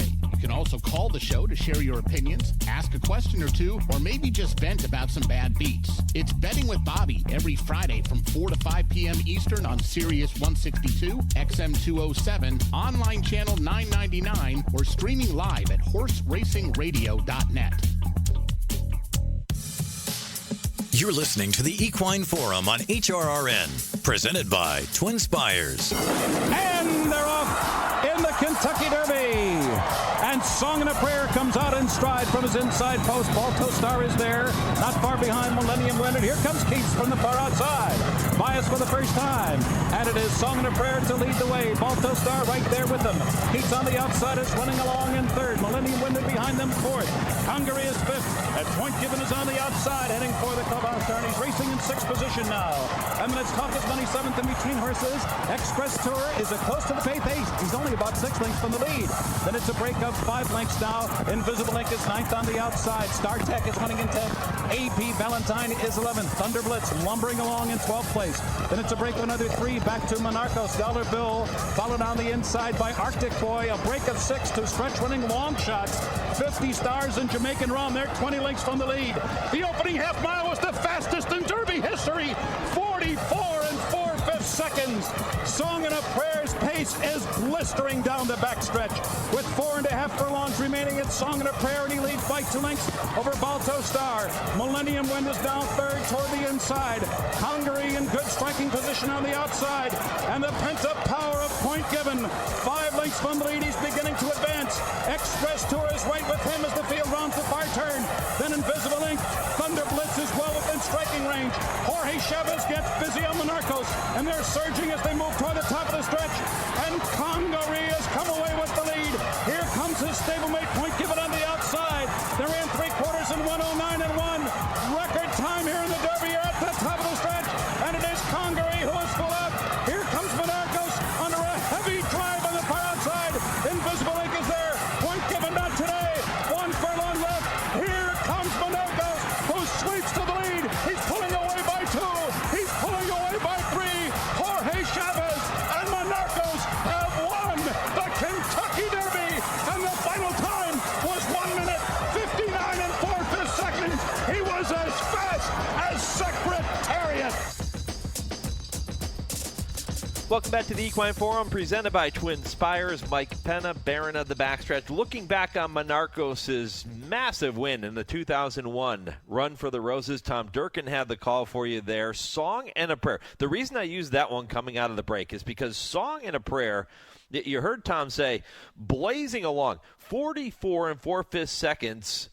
His early fractions in there, he went 3/4 in 1:09.1. That is still, to this day, the fastest 3/4 mile time in Kentucky Derby history. So does pace make the race? It certainly did that day for a horse like Monarchos, who came flying from way out of it after Song and a Prayer just blistered through the early fractions. Ashley Anderson has the answer to the question, does pace really make the race? And is it true for every race? I'm going to welcome Ashley in just a minute, right after I remind you that if you're looking for a horse to breed to, and I tell you this every single week, there are a few stallions on the stallion roster at Millridge that you won't want to miss. The name Oscar Performance immediately jumps to the front of the page, but then you have Aloha West, the Breeders' Cup Sprint winner, and the horse I want to talk about this morning, Casa Creed.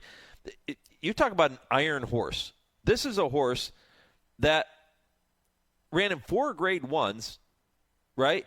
It had 4 Grade 1 wins, won 4 Grade 1s from 15 Grade 1 starts. The iron horse, that's what I call him. This horse was hickory to the extreme.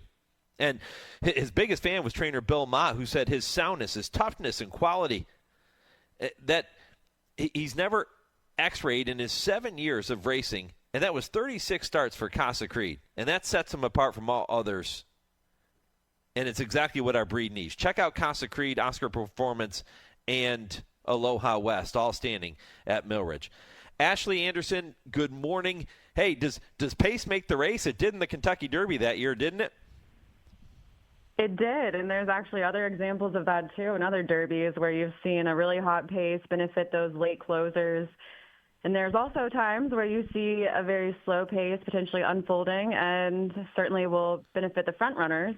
I find that a lot in turf races where I'm looking for maybe lone speed in there, and they can kind of dictate that pace and control the early tempo to really offset those late closers. So that's one of my favorite angles that I look for. Yeah, when you sit down to handicap, is that the first thing you're doing is taking a look at what the pace scenario might be? It's a factor that I play into my handicapping. I always kind of start with speed figures in general and look at how fast horses are racing and what their last out speed figures were. But then I start to try to predict how I think the race is going to unfold. I'll look for who do I think is going to the early lead, how fast are the fractions, do I think they're going to set, and will I have other competing speed in there that could potentially make that pace a little bit faster, and whether that will benefit a late closer or if I think someone closer to the front early on is going to be able to hold on and get the win. Okay, so the first thing you do is take me through. You open the Brisnet PPs, right? And you're sitting down to take a look at the race. How does Ashley Anderson approach handicapping racing? Is it different depending on the type of race? I do kind of have a general formula that I follow. So example with Brisnet, I'll look at, first of all, what's the distance and what are the conditions. So say we have a sprint, 6.5 furlongs. Maybe it's for 2-year-olds, young horses, so you're not going to have a lot of experience to go off of with previous races. But I'll look at the speed figure. The average speed figure that Brisnet predicts is a winning speed figure. So say it's a 90. I look through and I'll see which horses have raced in the past. If it's a 2-year-old race, like I said, you might not have any past performances. It might be a first-time starter. But if they have past performances, I'll look to see what their speed was in their previous start. So if they had something close to that preferred number of a 90, then I'm going to rank them automatically higher in my head. But then I'll look, did they race similar to the distance of today's race, or were they racing longer? Were they racing shorter? So I kind of generally start with speed figure and then kind of work my way backward looking at, okay, what is this horse's preferred distance from what I'm seeing on past performances? I start to look at trainer stats. I look at jockey stats occasionally, especially if a jockey is maybe a little cold for the meet, then I might shy away from playing that jockey if they happen to pick up the mount on a horse. So there's a lot of numbers that I look at, but speed figures are always one of the first things I look at. You were telling me when I asked you and told you I was putting together this type of program, I said, Ashley, would you be nice enough to join me? And I said, what angles do you like? And you said the pace angles, one of your favorites. The other one you mentioned was class droppers. And I brought this up earlier in the program. There are a lot of things to take into consideration when you start looking at a horse that goes from a higher class level to a lower class level. It's not as simple as saying they're an automatic bet because they're racing in a quote-unquote easier spot, right? Yeah, I wouldn't say it's automatic. I would look at time off and whether they're coming back from a long layoff, because sometimes you see that happen, especially with Kentucky Derby runners. Sometimes you'll see them take a long amount of rest and then come back and maybe they drop in class, but I might not like that horse as much because they're coming off a 7-month or 8-month layoff, and depending on what their workouts look like or what their trainer stats are coming off of lengthy layoffs, I might not necessarily like the horse, but sometimes it does kind of add up where you see a horse that was racing in a graded stakes and then they're dropping down to maybe a non-graded stakes or allowance optional claimer, whatever it might be. If I see a horse in that circumstance and they've had good speed figures, good recent workouts, and it looks like they stack up against the competition, maybe the rest of the competition has been racing against allowance company, or maybe they've, been not even, maybe some of them don't even have experience in stakes races. So if I see a horse that has faced tougher competition and has performed fairly well against the tougher competition, then I'm going to likely choose that horse dropping into an easier class level. How do you interpret the true intention of a horse that's dropping in class? And what I mean by that, are the connections looking to win a race in a softer spot for this horse because he's been racing or she's been racing over her head? Or are they just simply looking to get the horse off the payroll and hope that horse gets claimed by somebody else? How do you interpret that? Right, that can be tricky. So in a claiming race, sometimes I do ask myself, do I feel like these trainers think they're going to win in this spot, and whether or not they're just looking to get rid of this horse, or they are just giving it class relief to try to get back to the winner's circle and getting back to winning ways.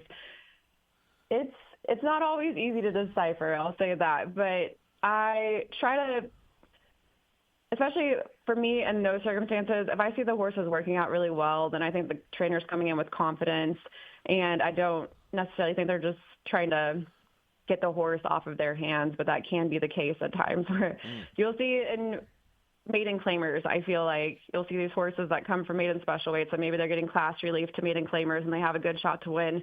But sometimes you see horses in maiden claimers and they've been in other maiden claimers, and at that point you're saying, okay, I think maybe this trainer, these connections just really want to get rid of this horse. And if they're still not winning against maiden claiming company in previous starts, then, well, in that case, that wouldn't really be a class drop, but it could be depending on what the tag is. So yeah, it can be a little tricky with maiden claimers are one of the hardest ones, I will say, one of the hardest puzzles that you can find in horse racing. So, yeah, so a horse that drops in class that is still training well, the workouts are still solid, you can say, yeah, all right, the horse is doing well. It looks like this horse just needed some class relief, a softer spot. Looks like, this horse is out to win this race and should be a logical choice in here. But on the flip side, if the horse doesn't have the greatest of workouts, and you can kind of question whether the horse is 100% fit, or maybe the horse just doesn't have a lot of talent, and maybe they've decided that they're just going to try and get this horse off the payroll and hope that somebody else claims them, and then they can try to move that horse up from there. That makes a lot of sense. How about when it comes to structuring tickets? Ashley, we've talked about this before. You are the queen of superfectas. You absolutely love playing them. How come? That's where I got my start when I was trying to learn how to handicap. And 10-cent superfectas, actually, I guess it runs in my family. I remember when I was younger, my dad told me that my mama loved playing 10-cent supers, and she would just play them straight. So she was spending 10 cents. I don't know what her ROI was on that. I don't know how often she was hitting on those, but she enjoyed them, I think, for the fact that she was, playing a very, very low-risk bet. We're talking 10 cents here. So I started out when I was really learning how to handicap when I came to Churchill Downs. I enjoyed the 10-cent supers because when I was first getting my start, I didn't know horse racing well enough to feel like I wanted to just throw a bunch of money onto a bet. So the 10-cent supers, it really challenged me to figure out the winners. And I would still throw some like $2 bet on a win bet when I'm playing. But the 10-cent supers, it was a challenge now I have to pinpoint the winner, the runner-up, the third place finisher, the fourth place finisher. And you don't have to just play it straight. So you could also, what I started doing over time was I would pinpoint 2 horses I really liked that I thought could finish first or second, and I would play them to come in first or second. And then I would find 2 horses I really liked to come in third or fourth, play those to come in either order, and that's 40 cents. So this was when I was first getting started. As I got better at handicapping, then I got a little bit more strategic with my wagers and with superfectas, because if you really like one particular horse in a race, you can keep that horse on top. You can play multiple horses to come in second, third, or fourth, really expand your ticket, and you're still not spending a ton of money, but the return can be huge. I've hit, 10-cent super, a minimum 10 cent. Maybe I built my ticket to $1.20 or something like that, and I've had $60 wins. So it's a pretty nice payout that you can get from not having to risk too much, and it's still requiring a lot of skill to be able to say not only this horse is going to win, but all these other horses are going to come in the top 4. And by building your 10-cent super to $1.20, you're talking about playing the bet multiple times, hitting repeat several times, right? Well, in this case, so I'm saying like I start with the 10-cent minimum, but then I'm building it to where I might have a horse to come in first, but then I'm playing multiple horses to come in second or third or fourth. Yep. I suppose Yep. is that I've never really understood how to explain the structure of a wheel and how to explain the structure of when I'm putting all these different horses in second, third, and fourth. But yeah, if you saw some of my structures with my superfectas, they look a bit crazy, especially when you're talking the Kentucky Derby and you have 20 horses. So you definitely don't want to just play maybe 2 or 3 to come in third or fourth.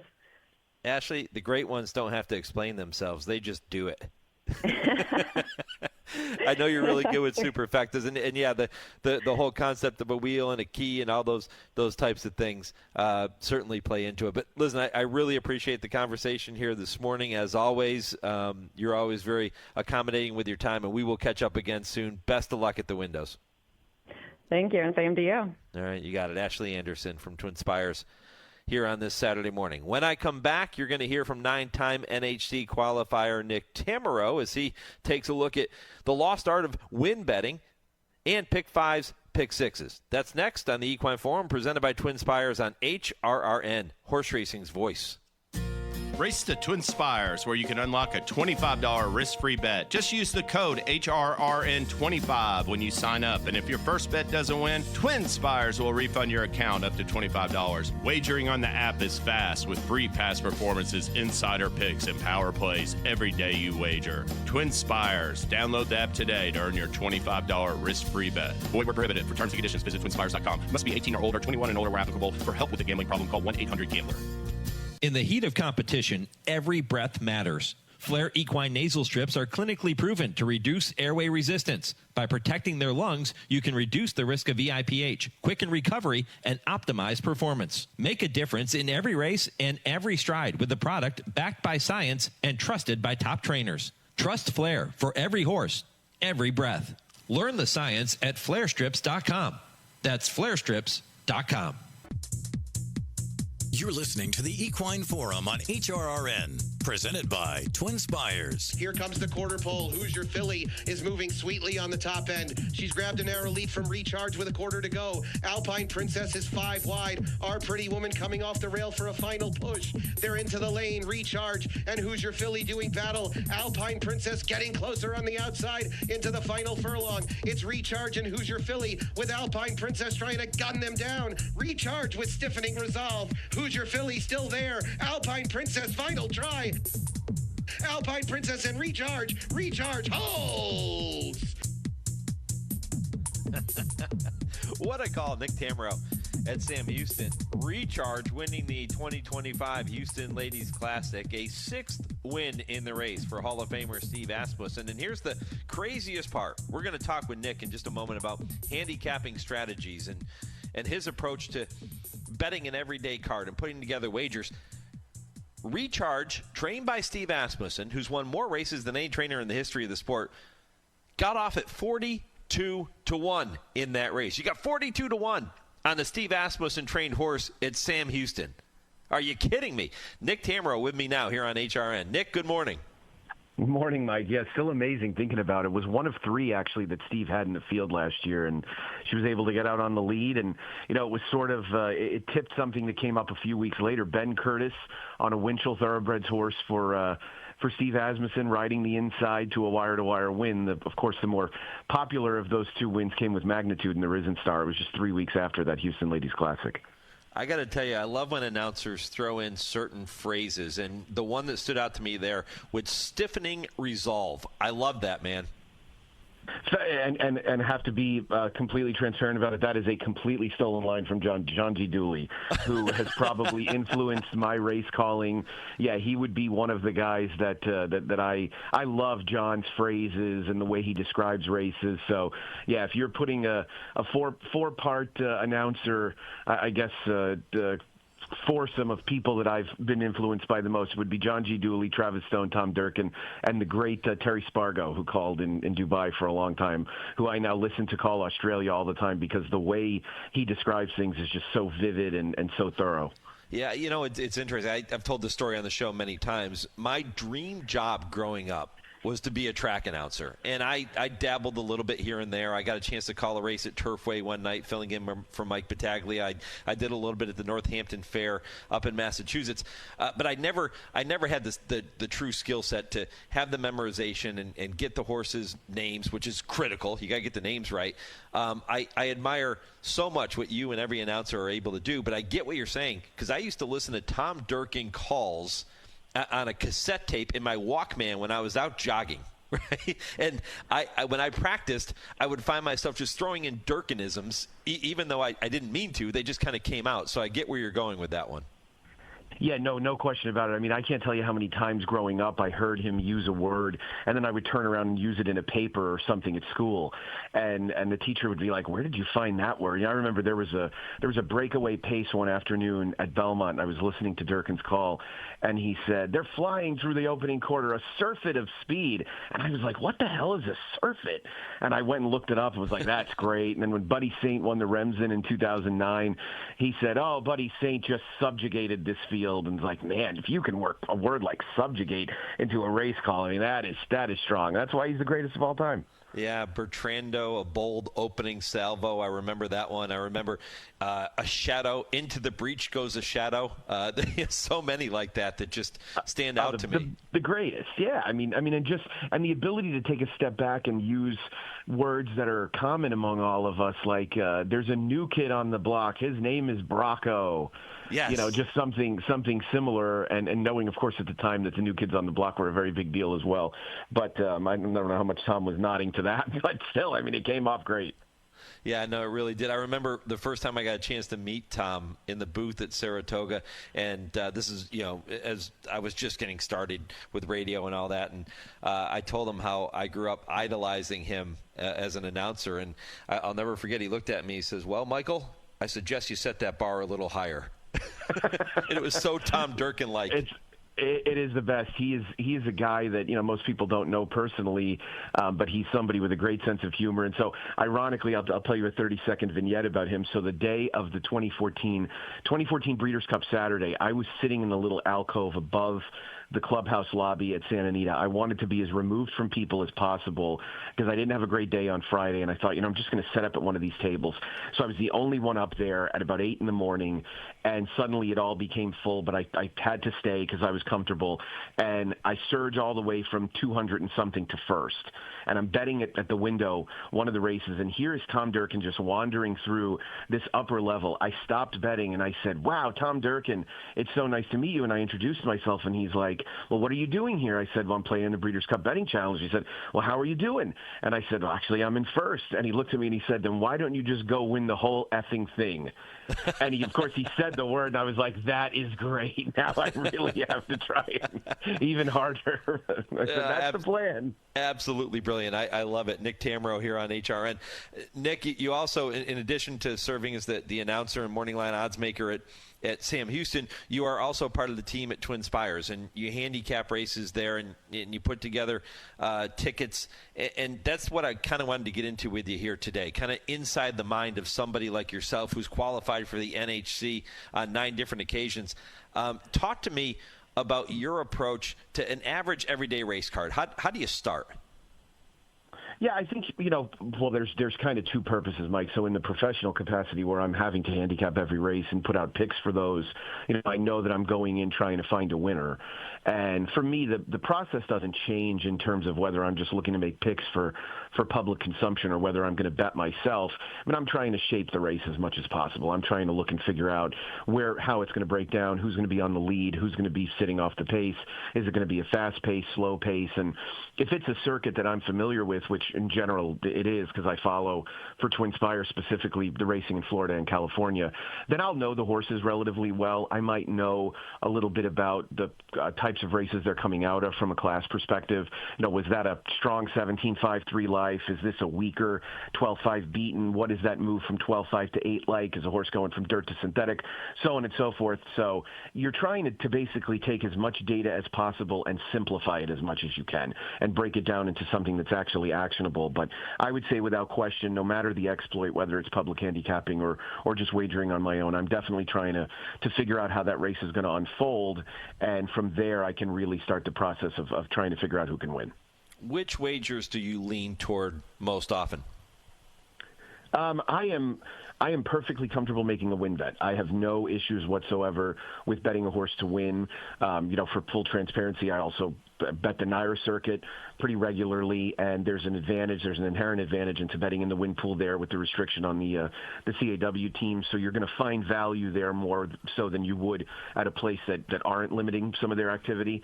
I like to play doubles as well. That's another pool that often is limited in terms of how much participation you'll get from some of the teams. I don't really want to run away from them as much as possible, but I think where you can avoid it, you give yourself a little bit of an edge. And then, I think the best thing I can say in terms of advice to people about sequences like pick 4s, pick 5s, and pick 6s is that you have to let that bet come to you rather than you go chase it. So if you find a sequence and you think to yourself, well, I've got 2 good opinions in here, I'm going to play the pick 5. You can't say, oh, I have to play the pick 5, so let me look through this sequence and figure out who I want to use, because that is a way, especially if it's out of your comfort zone, either bankroll-wise or with the way you handicap, that's just a way that you're going to end up purging money. So I'll play a pick 5 when I feel like I've got a decent handle on the sequence and I can maybe get out of a leg or two being a little bit thinner than the public might go. Yeah, that was going to be my next question. What is that green light for you to let you know, okay, this is a card where I can really go after the pick 5, and then maybe a red light on the next day's card where you say, I just don't like what I'm seeing in this pick 5 sequence today? Yeah, I think for me, if you find a horse that's maybe going to be 5-2 or 3-1, you're probably not going to make a substantial win bet on them if you're a moderately capitalized player. So that is probably a better sequence where you're going to say to yourself, all right, well, I'm just going to single this horse in the pick 5, and I'm going to go ahead and plant my flag there and see if I can build around it.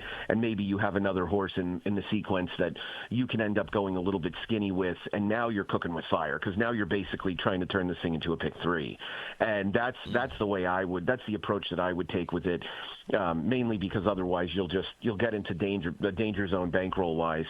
So if there's what you want to be careful of is, let's say you really like a 6-1 that happens to be in the first leg of the pick 5. Well, the horse wins. You've singled in the pick 5. Now you've made yourself have to be right 4 more times. And let's be honest, like being right about a 6-1, that's a good thing at the racetrack, right? There's sports bettors out there that would kill to find plus 1,400 dogs all day long. So you've now taken a horse that you could really have made money with making a win bet, and you're relying on having to handicap that much better. And there's nothing more frustrating as a handicapper and better than when a sequence is over or a day is over and you think to yourself, boy, I should have made a lot more money. It's happened to all of us, and you want to try and avoid it as much as you can. Is it the same approach with a pick 6, or does the extra leg change your strategy? I think pick 6s are mainly about survival, Mike. I think you really have to just try and get through each leg. I think it's a hard bet to really say, I love this horse in the 7th race, so I'm going to single him in the pick 6. You can do that, obviously, but you have to be helping yourself and helping boost your opinion by going back and making some intra-race bets, some probably smaller sequential bets. You've got to use that horse in some doubles, pick 3s, things like that, just to really try and maximize the opinion. And I think the better you can build up your series of wagers so that being right about that horse not only helps you cash a win bet, it helps you maybe cash a double as well. And if there's somebody else in there that you like underneath, you can play the exacta or trifecta and get successful. Do you try to, when you're playing a pick 5 or a pick 6, do you also try to tie in some maybe pick 3s that would cover your wager on the pick 5, pick 6s, or is that just doubling down on what could be an unsuccessful event? I think that I would be more inclined to do so. Let's say it's a pick 5 sequence where I don't really like anybody until maybe the back end of it. Okay. And then I've gotten lucky in a race early on where I've spread and a price has come in. At that point, I'm going to be more inclined to play a little bit of defense and still try and make money with my opinion, knowing that the potential payoff with that big price early on is gigantic. So I don't want to leave with nothing, especially if it was, let's say you went 3 or 4 deep and you caught a 10-1 shot. You don't want to take yourself out of the running to at least cash something substantial with that kind of idea, because that was a good opinion. Yeah, it was a 3 or 4 horse spread, but still to find a 10-1 among 3 or 4 horses, if it was a 10 or 12 horse field, even if it was a 6 horse field, right? It's a good take in a that kind of scenario. We started with talking about win bets. Is there a minimum number that you set and say, okay, if this horse, any horse, goes below this number, it's not a good win bet? Yeah, I'm probably never going to make a lot of win bets on horses less than 2-1, just because there's probably something sequential that I can try and take advantage of in that particular set of races. So, I think in order to do that successfully, you've got to be really well capitalized. And if you're somebody that can make an upper 3-figure win wager, even a 4-figure win wager, well, then you're going to take 6-5 on a horse that you think should be 3-5. That's essentially what the computer teams are doing all day long. I kind of laughed at a Keeneland meet. I think it was this spring, and the computers obviously came in very hard in the final second on a horse that was 6-5 and bet them down to 3-5. And I had somebody reply to me on social media and say, "Oh yeah, because they're going around betting 3-5 shots." And I wanted to reply to him, they'll go around and bet 2-5 shots if they think they should be 1-5.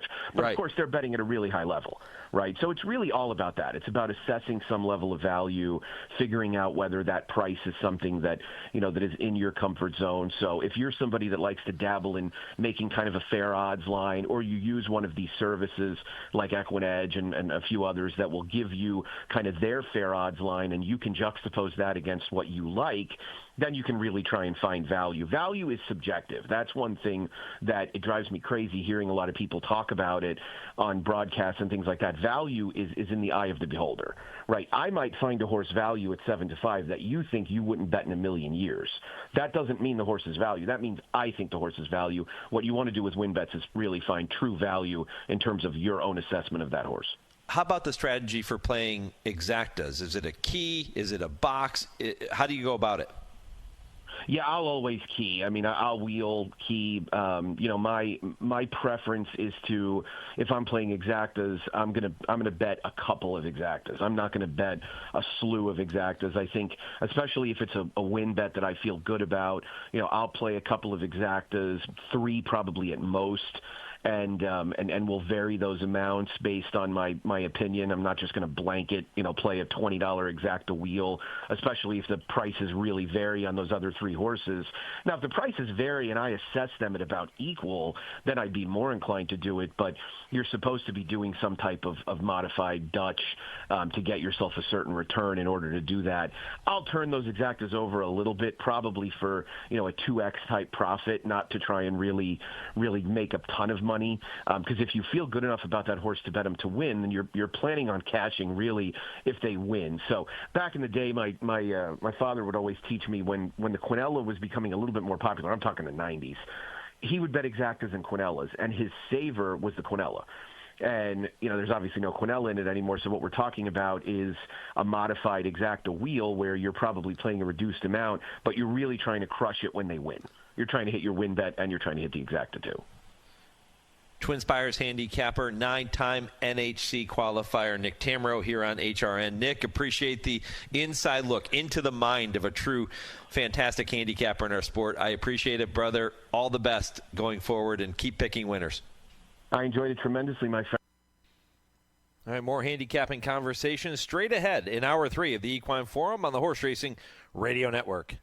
James Brown and Bill Cowher welcoming you back to Dennis Melvin's house. It's time for the Midnight Snack Run. This is one tricky obstacle course. Sticking to healthy habits in this kitchen is going to take focus and determination, but it can be done, JB. He's already entered the snack part of the course, and he's eyeballing a jar of chocolate candy. That is tempting right off the start. Uh-oh, he's reaching, Bill, but he pushes it away. Great stiff arm. He's approaching a plate of delicious-looking iced cookies. Oh, Dennis, you only want one of those. He blows right by him for the apple. Oh, the fridge. It's make or break time, JB. He stares down some rich-looking treats.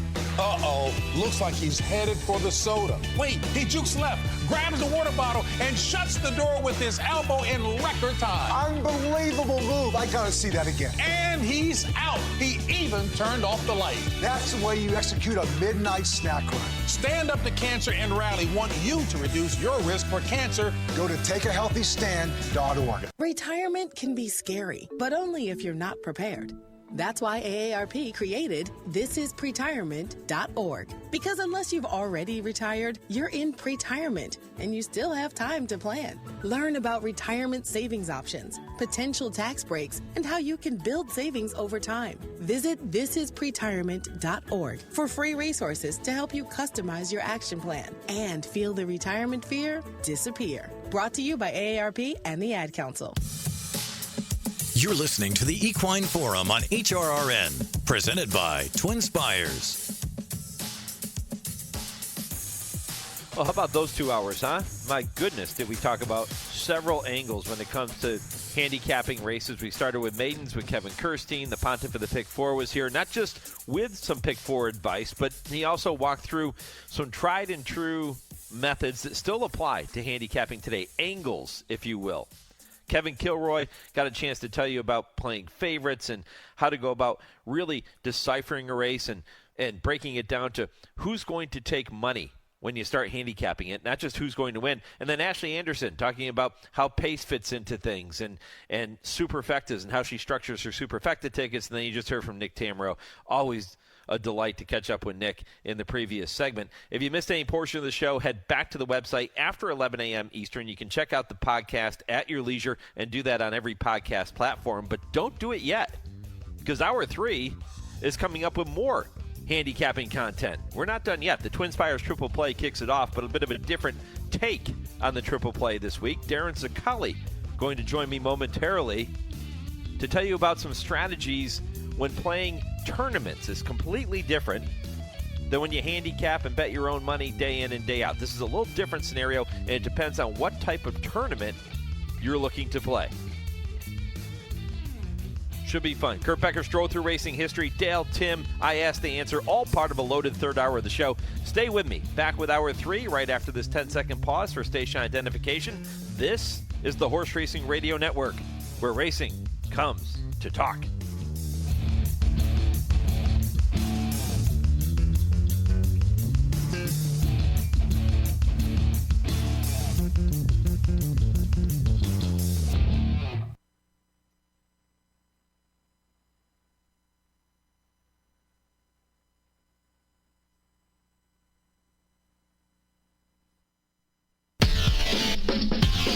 This is HRRN, horse racing's voice. Less than a quarter of a mile to come. It's Art Collector in front. Defunded counter punches from the inside second. Back to third, it's Stiletto Boy. Nothing much running home from the back. Last Samurai for a slice, but Art Collector is kicked clear.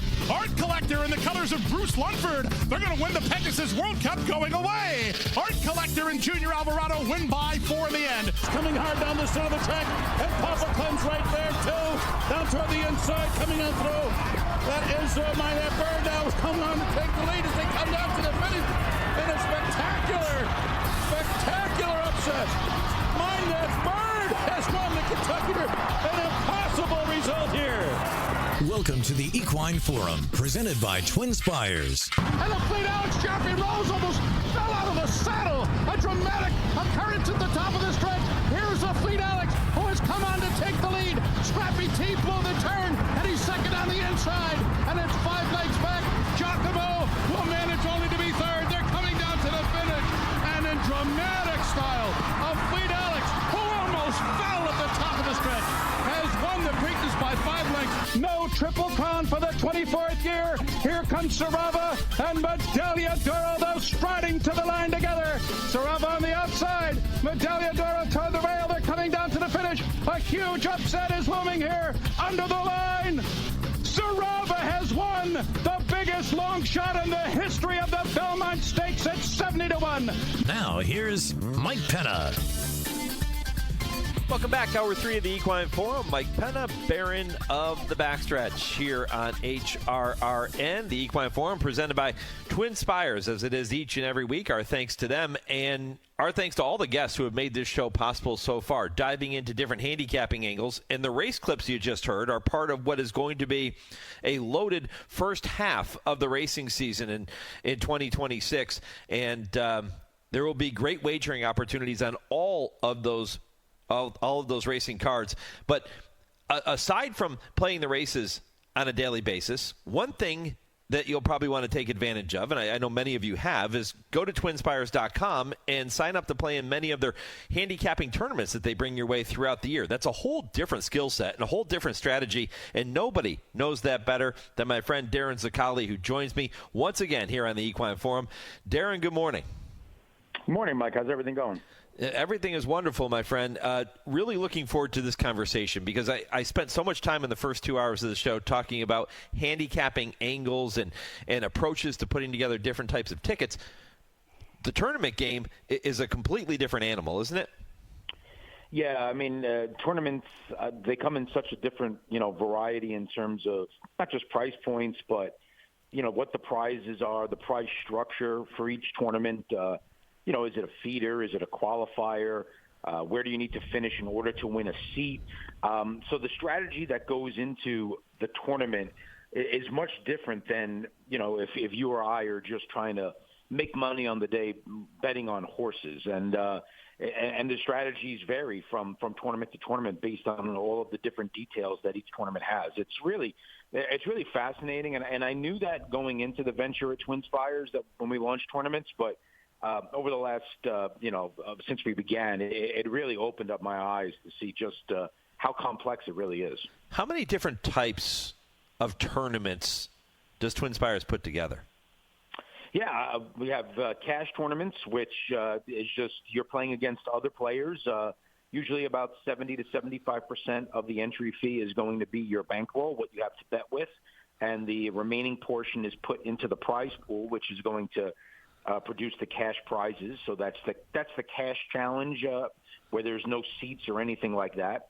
Then there are qualifiers, which are those tournaments that are going to put you into the majors and the mid-majors, the BCBCs and the NHCs of the world.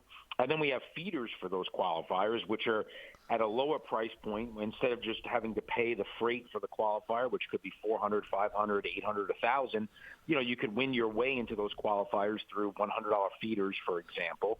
And then, of course, there are the big tournaments, the Breeders' Cup Betting Challenge, the Kentucky Derby Betting Challenge, where you're playing for huge cash prizes. You're playing for seats in future big tournaments as well. So there's 4 or 5 different versions of tournaments that we offer, a little bit of something for everybody.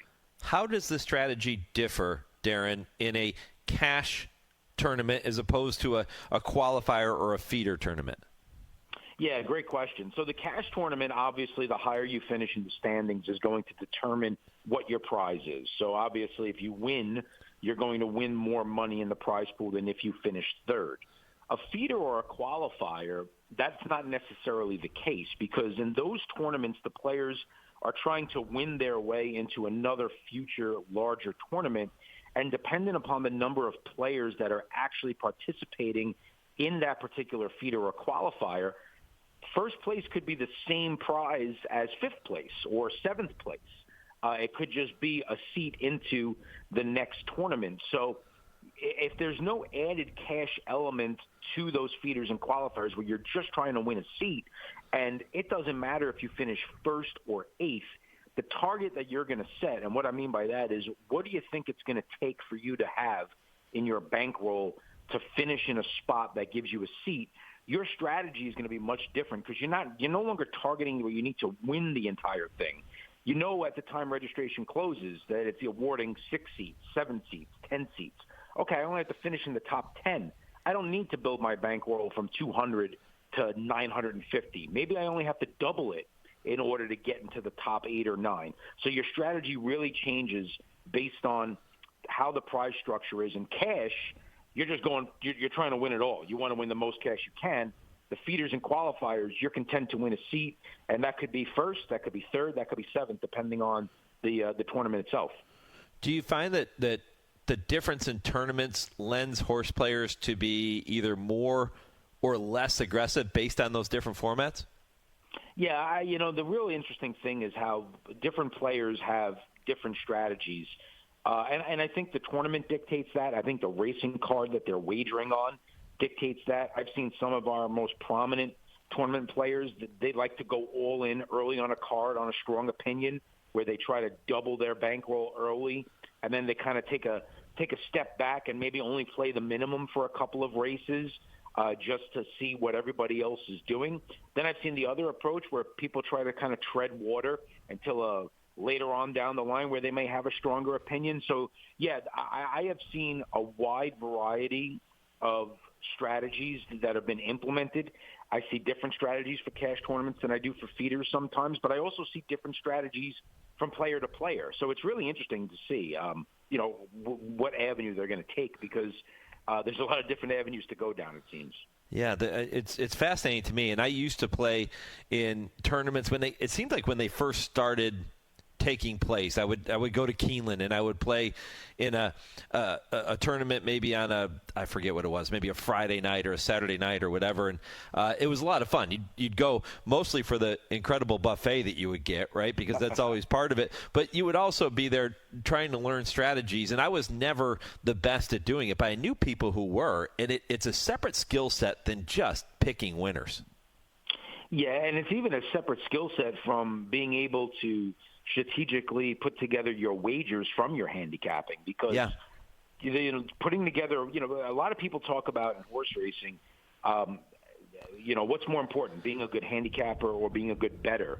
Those are two completely different things. You could be the best handicapper in the world, but if you don't put good bets based on your opinion, spreading too thin when you shouldn't, including favorites that you don't really like, and having some wasteful spending, there's a lot that goes into the betting side. That takes on a whole new level when you incorporate all of that into tournaments. And it's hard for me as well when I've tried to play in some – I can't play on TwinSpires, of course, but when I've tried to play in others for no other reason, just to educate myself, because it's a field I work in, and trying to understand that, just because I would play this way if I was just betting the races doesn't necessarily make that a good tournament play.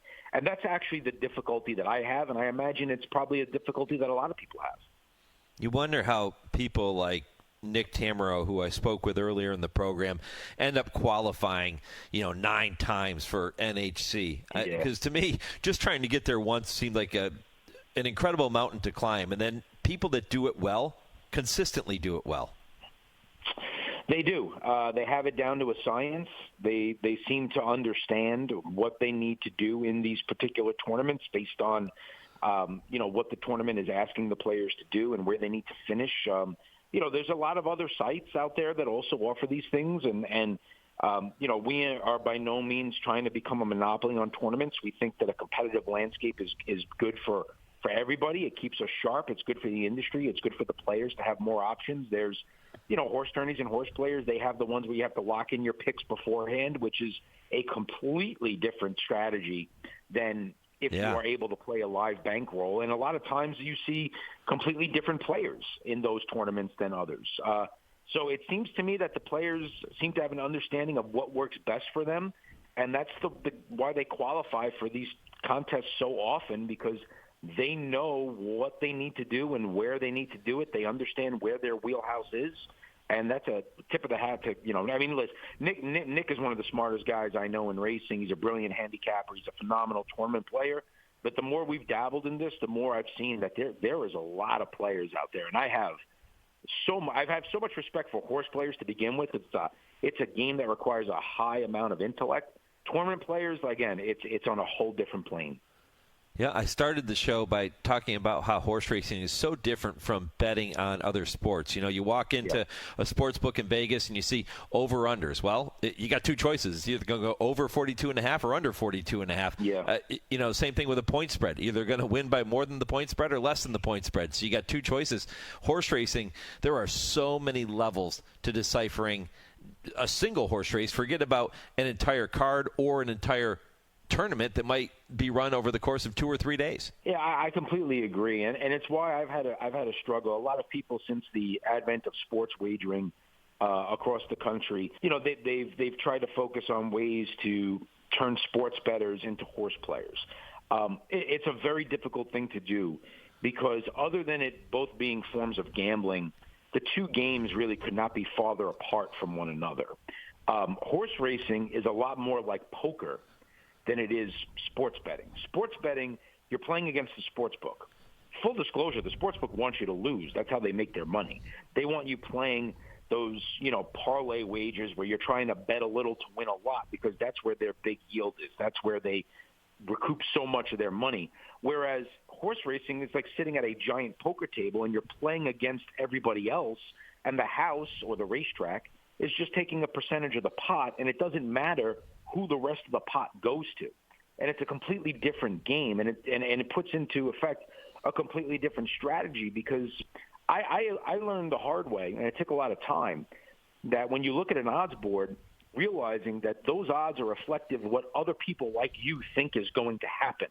A sports book puts up a price, and it's because a very smart expert who does this, for a living and gets paid to do it, makes a line with a goal of making his company money. And you're playing against that guy.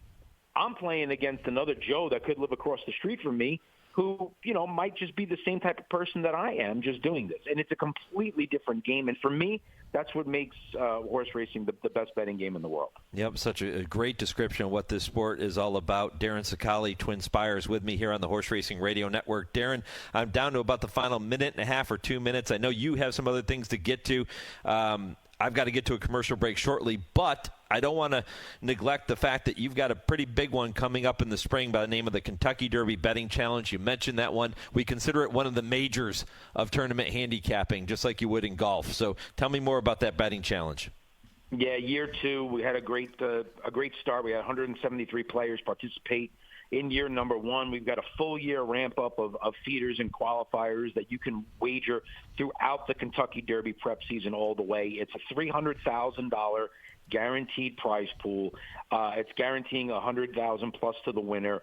Kentucky Derby Betting Challenge seats for the next year. NHC seats for the next year. 2026 BCBC seats as well are included. So you've got the major seats. You've got big cash prizes as well. And you have what is, let's all be honest, the greatest day of racing in the country, culminating in the Kentucky Derby. Which is the last race of the contest. It is a ton of fun. It was fascinating to watch last year, and I think we're going to grow it. We're going to grow it each and every year. We're going to have feeders and qualifiers all Derby week long, including one on Kentucky Oaks Day, which I can announce. We're going to seed the Kentucky Oaks Day qualifier with $25,000 in cash, in addition to just awarding the KDBC seats as well. So that's going to make Kentucky Oaks Day even better. So we have a lot planned for year 2. It's going to be a great second edition of the KDBC. Darin, keep it rolling, my friend. Appreciate the visit as always, and we will catch up again soon, I'm sure. Yes, absolutely, Mike. Looking forward to it. Always a pleasure.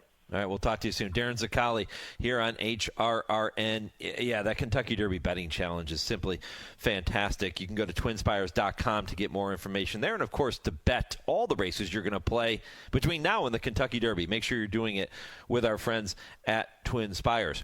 If you missed the impossible trivia question that I gave out a couple of times now on the show, here it is for you. The answer coming up shortly at 10:55 Eastern. In what year was parimutuel wagering first introduced? But it doesn't stop there. And at what racetrack was it introduced? And also, what was the minimum bet? Challenge yourself on that one. That's a tough one. Again, the answer in the final segment of the show shortly after 10:55 Eastern. Coming up next, Kurt Becker takes you on his weekly Stroll Through Racing History, presented by Keeneland. And still to come, Dale Romans, Tim Wilkin. I Ask, They Answer. We'll look back on some of the topics that we've had the chance to cover, many of those coming from our listeners. We'll do that next here on the Equine Forum, presented by TwinSpires on HRRN. This is HRRN, horse racing's voice. Race to TwinSpires, where you can unlock a $25 risk-free bet. Just use the code HRRN25 when you sign up. And if your first bet doesn't win, TwinSpires will refund your account up to $25. Wagering on the app is fast with free past performances, insider picks, and power plays every day you wager. TwinSpires. Download the app today to earn your $25 risk-free bet. Void where prohibited. For terms and conditions, visit TwinSpires.com. Must be 18 or older, 21 and older where applicable. For help with a gambling problem, call 1-800-GAMBLER. The Department of Veterans Affairs is so innovative, it not only improves the lives of veterans, it transforms the lives of healthcare professionals who serve them. With access to the latest technologies and remarkable benefits, transform your future at vacareers.va.gov. Okay, kids, Dad's gonna teach you how to dance. First, spread your feet apart. Then, pump your knee, nod your head, shake your hips, and bite your lip ever so slightly. Now, with one hand in the air, point at people with the other hand. I call that the rock star. Dance like a dad. It's a great way to make a moment with your kids. Now, make a face like it just smells something bad. Visit fatherhood.gov. Brought to you by the U.S. Department of Health and Human Services and the Ad Council. You're listening to the Equine Forum on HRRN. Presented by TwinSpires. Hello, I'm Kurt Becker. Thanks for joining me as I take another stroll through racing history presented by Keeneland. Have you ever pored over numbers and statistics, used all of your favorite handicapping strategies, and still had your tickets blown apart by a long shot at odds of 20 to 1 or higher? Or maybe the opposite is true. Your handicapping technique led you to that 20 to 1 shot, and you cashed a big ticket. One racehorse of the modern era which calls to mind such scenarios is a horse which won a pair of graded stakes on the turf at juicy odds. His name is Next Shares. Foaled April 15, 2013 at breeder Buck Pond Farm of Doug Arnold in Versailles, Kentucky, Next Shares is a dark bay or brown gelded son of Arch out of 2 Dot Slough by Evansville Slough. Both his sire and grandsire were Grade 1 winners on the dirt, while his dam won over $250,000 with an accomplished career on dirt, turf, and synthetic surfaces. Next Shares had produced mixed results in his first 3 seasons of racing. It had taken him 6 tries to break his maiden, which he finally had done in his 3-year-old debut, but then he went on the shelf for most of his 3-year-old season. As a 4-year-old in 2017, he finally won back-to-back allowance races in New York. That was where things stood on November 14, 2017, when Next Shares entered the sales ring at Keeneland as part of the consignment from a newly launched sales company known as Elite Sales. Next Shares was a gelding, so he was a racing prospect only. He had never won a stakes, and he was soon to turn 5 years old. Perhaps it was surprising then that Next Shares sold near the end of the session on that Tuesday evening for $190,000. Keep in mind that the session average was $37,000 and the median was $27,000. David Mia had the winning bid on Next Shares, and he signed the ticket as agent, despite the fact no one had given him specific orders to buy the horse. "I remember that day vividly," says Mia. Next Shares had great length, great strength, and fantastic conformation size and substance. He was the perfect package. That's the reason I spent $190,000 on him with 0 backing. Mia added that as he looks back, he feels like he must have been crazy to spend that kind of money despite 0 clients having made a financial commitment. But he adds that he is a believer in the idea that one cannot be timid in the thoroughbred business, and it wasn't long before he became confident he had made the right decision. "I was the first person to get on his back once we bought him and sent him to Richard," says Mia, referring to California-based trainer Richard Baltus. "I was working for Richie at the time, and it was the instant I knew we had made the right decision, as Next Shares felt like a very, very good horse underneath me." With a partnership which eventually grew to 8 owners, Next Shares began his 5-year-old season. He put together a pair of Grade 1 placings on the turf at Santa Anita, but he finished off the board when shipping to Keeneland in the spring for the Grade 1 Makers 46. In fact, Next Shares was 0 for 7 on the year when he returned to Kentucky in September and finally got his first win for his new owners. It came in the Old Friends Stakes at Kentucky Downs, and the victory guaranteed him a lifetime of care at the Old Friends Racehorse Retirement Facility once his racing days concluded. But his career was far from finished. Next Shares returned to Keeneland in October of 2018 and went to the post in the Grade 1 Turf Mile for a purse of $1 million. He was a toss for a lot of handicappers that day, and they soon came to regret it. They move into the far turn, Heart to Heart, trying to turn back Voodoo Song. Leads it by a length, Heart to Heart does. And then Great Wide Open in third, 2 lengths off the lead. Bound for Nowhere fourth. Analyze It moves toward the extreme outside in fifth. Next Shares is 5 lengths off the lead. Looking toward the rail in sixth. Curbon and Almanar have to swing wide, 8 lengths from the front. Great Wide Open, Next Shares move either side, Heart to Heart. Analyze It there on the outside. Synchrony runs late from fifth toward the rail. Next Shares charging up the inside for Tyler Gaffalione, a 5-length lead to Great Wide Open. Analyze It, and then Curbon. It is Next Shares at 23 to 1 to win the Shadwell Turf Mile. With a national television audience watching on NBC, Next Shares shot up the rail for a $48 upset and was followed across the wire by 81 to 1 outsider Great Wide Open. The exacta paid nearly $1,000, the trifecta nearly $4,000, and the superfecta more than $12,000. Given the fact Nick's Go had won the Breeders' Futurity at 70-1 just one race earlier, the pick 5 paid $131,000. 1 year later, Next Shares would win the Grade 2 Seabiscuit Handicap at Del Mar in a $56 upset. He made his final start in the summer of 2021, after which he was sent to Old Friends near Lexington. He continues to enjoy a happy retirement there to this day. Next Shares remains an example of the rewards that can come when you have a hunch, whether you are spending nearly $200,000 at an auction or throwing down some hard-earned bucks at the betting windows. Sometimes the best strategy is nothing more than a leap of faith.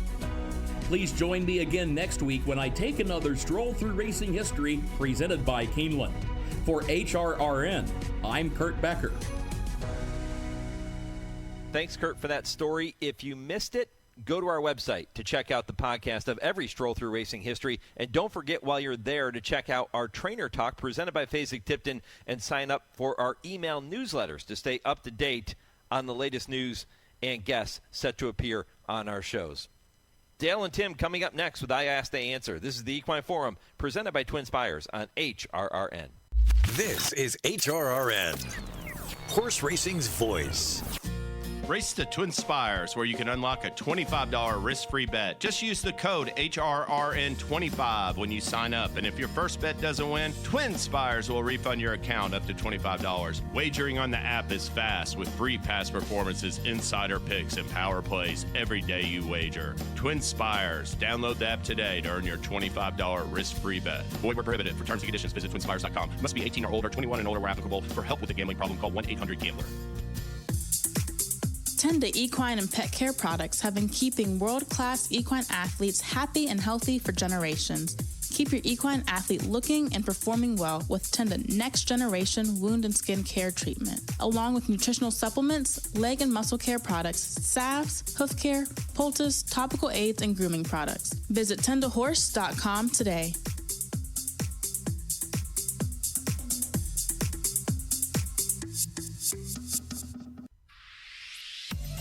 This is I Ask, They Answer on the Equine Forum on HRRN. Lily T on the outside with Pat Day takes command. Casualizes second and the others are dropping back. Coming through the stretch and to the wire. Lily T on the outside. Has the lead by one. Casualizes second. Lily T wins the Derby by one with Pat Day aboard. Casualized second. Four back it was Dance Floor. Then came Countess de Savoia followed by Pine Bluff. Along the inside, Dr. Devious. Then it was Al Sabine, and finally, Arazi, who made a bold move around the far turn, but didn't have it in the stretch. And the Derby, a slow one, 2 minutes and 4 seconds. That's Dave Johnson with the call of long shot Little E.T., giving Hall of Fame jockey Pat Day his lone Kentucky Derby win in that brilliant career. If you were willing to play against the favorite Arazi that day, you were rewarded with a 16-1 price on upsetter Little E.T. On this week's edition, we look back on another of Pat Day's remarkable accomplishments and reflect upon some of the questions you've submitted to the show this year. It's all ahead in a special Best of I Ask, They Answer with trainer Dale Romans and turf rider Tim Wilkin, and all presented by the University of Louisville Equine Industry Program and the College of Business, and all starting just 30 seconds from right now. A spark turns into a dream, and your dreams fuel a love that will last a lifetime. Turn your passion into a career with experienced guidance, a thorough study of equine business, as well as opportunities to get your hands dirty and put your mind to work. Located in the heart of horse country, let your passion fuel your profession at the U of L Equine Industry Program. Apply today.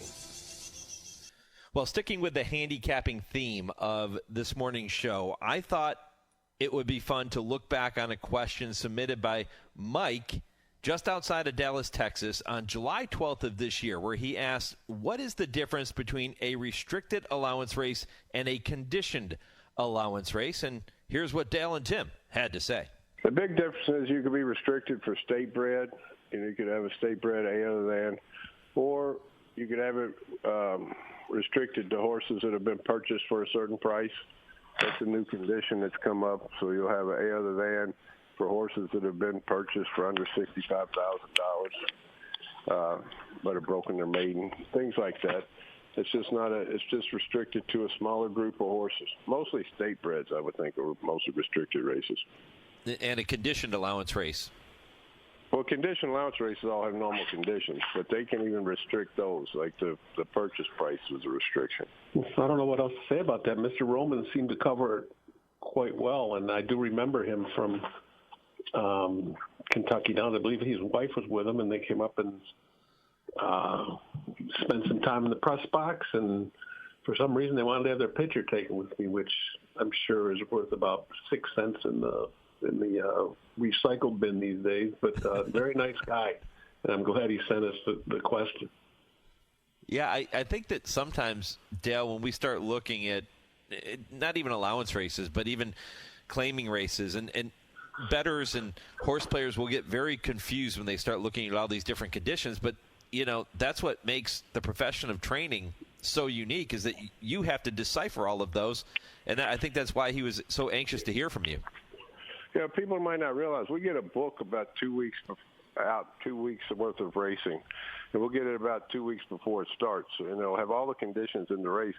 And to me, that's the main thing about handicapping, is understanding the conditions and making sure horses are running in the conditions they should be.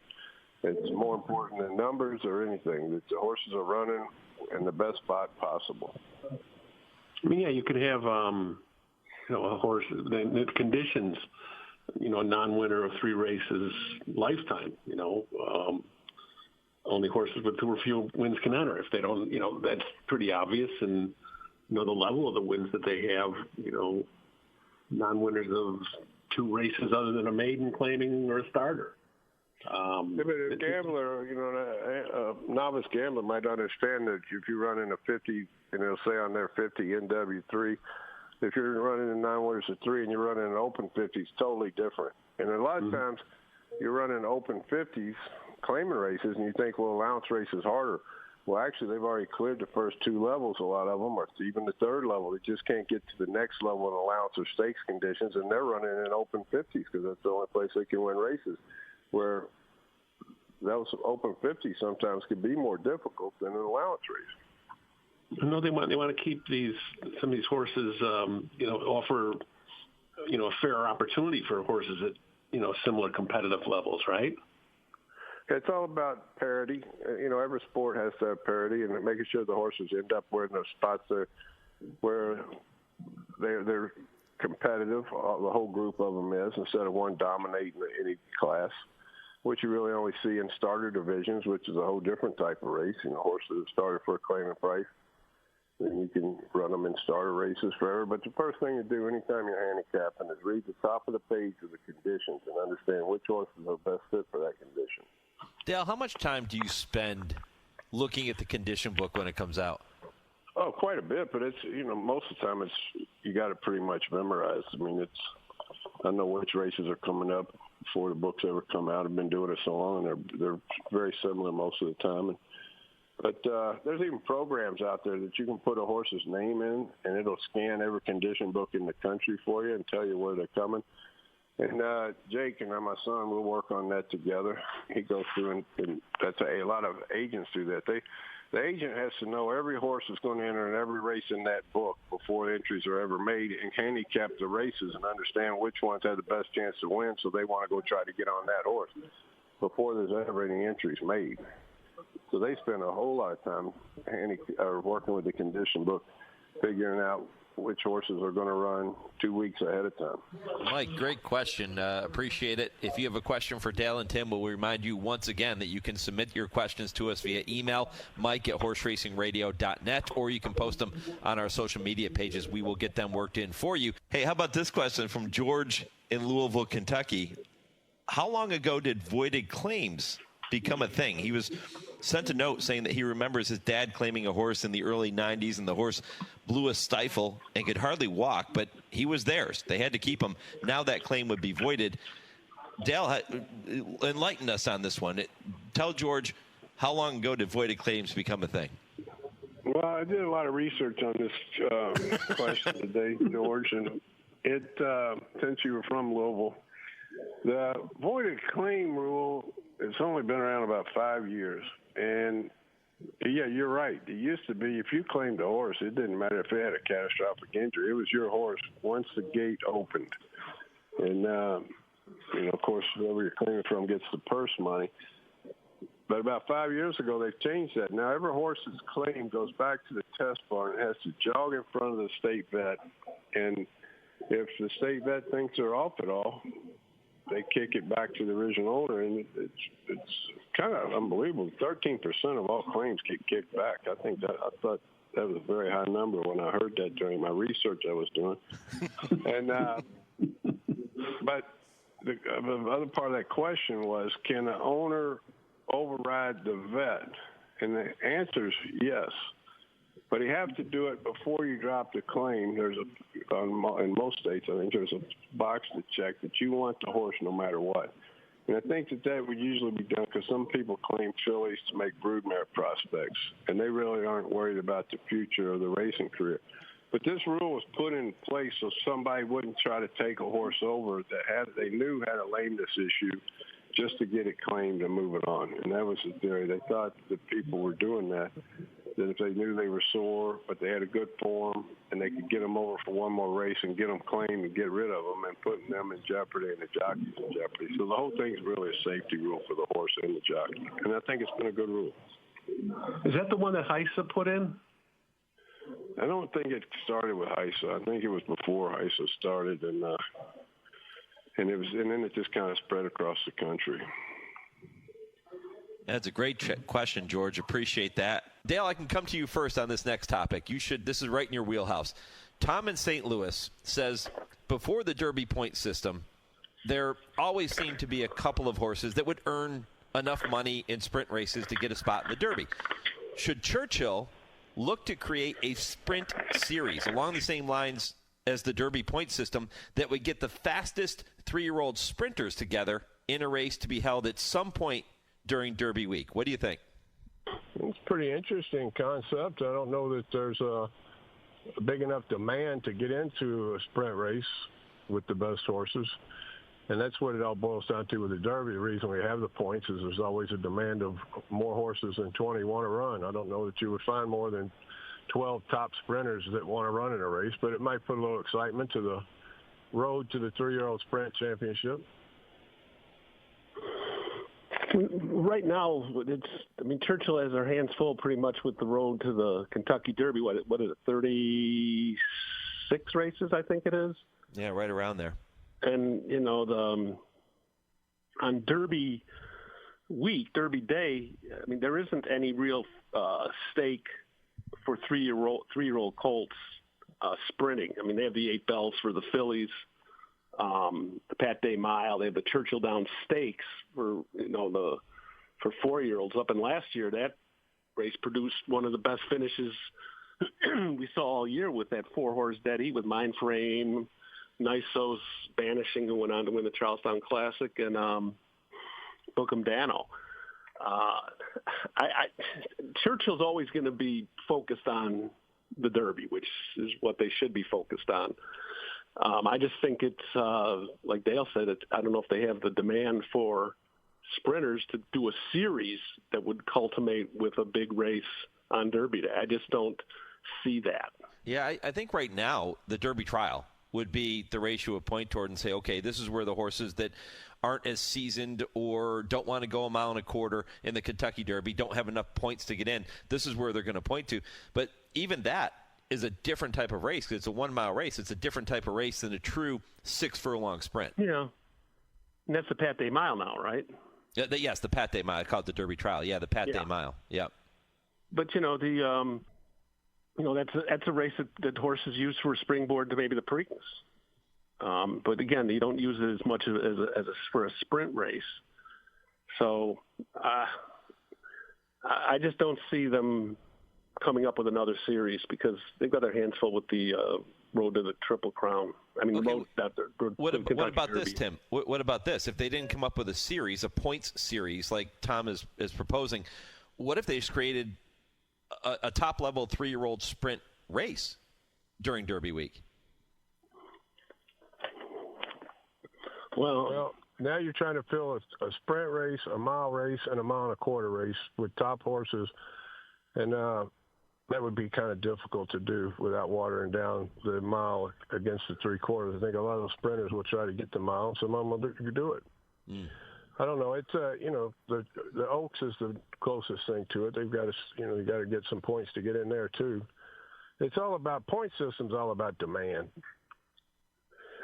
How do you create enough demand to find 12 horses that aren't going to have 2 in there that stand over the field and make it a bad race anyway? Yeah, and you'd have to have more than one race, obviously, to have a series. You'd have to make it a points race. You'd have to make it worthwhile and they'd have to be races all over the country, I'm assuming. Yeah. And all the other racetracks have to get on board to do that. Right. No, you have interesting concept if there were 500 horses turning at the first of the year that are pointing towards this sprint race, but it's just not that pool of horses like there is for the classics. You got sprint races, just off the top of my head, you have, the Gulf Stream is the Swale, that's a sprint. Bay Short Aqueduct, Counts Fleet at Oaklawn, I think. It also seems the biggest sprint races are later in the year. Yeah. Time for our good friend Nick Zito to join us here on the program as Dale and Tim get to tell me if the following statement is right or wrong. Yeah, right or wrong. Am I right? What do you think? Right or wrong? All right, this one comes from Brad in Saskatchewan. He emails all the way from Western Canada. And, guys, he says he watches a lot of turf racing, and he is of the opinion that favorites win less often in turf races as opposed to dirt races. Is he right or wrong? What do you think? Right or wrong? Dale, you've done this a long time. You've run turf horses. You've run dirt horses. Any truth to that? If I had to guess, I would say he's right that you got bigger fields. But I'm going to say that Timmy's done the research and can tell us exactly what percentage of favorites win on dirt and turf. But I'm going to say he's right, just off the top of my head. We'll look at him again tomorrow. Oh, boy. Well, I think he's right, too. The turf, favorites win overall 35% of the time. That's about the average. But because of the turf races with the bigger fields, there's more unpredictability in grass races as opposed to dirt races. I think that you're going to get more upsets. You do get more upsets on the grass. I don't have the exact numbers, Dale. I'm sorry to disappoint you, but I don't. But I do believe that the favorites do win more often on the dirt. I'll have it for you next week.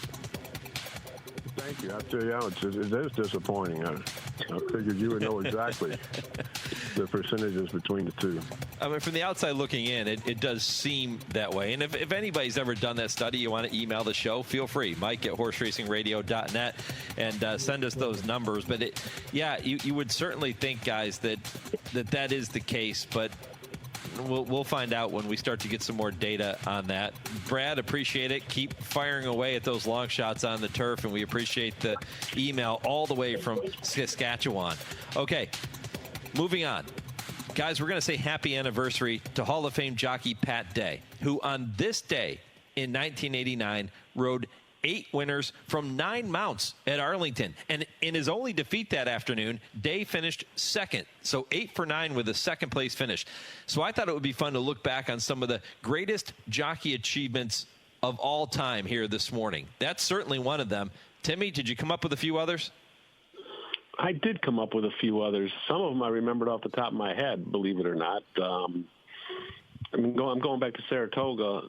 Ramon Dominguez, in I think 2012, won 6 races on 2 different days of that meet, which is, ridiculous to even think about it. And he ended up with the all-time mark of 68 wins for riders. Doing it once in a meet is phenomenal. To do it twice is just insane. John Velasquez, I think, was the first to do it. Get 6. That was back in 2001. But one that I didn't have to look up, I just remembered this.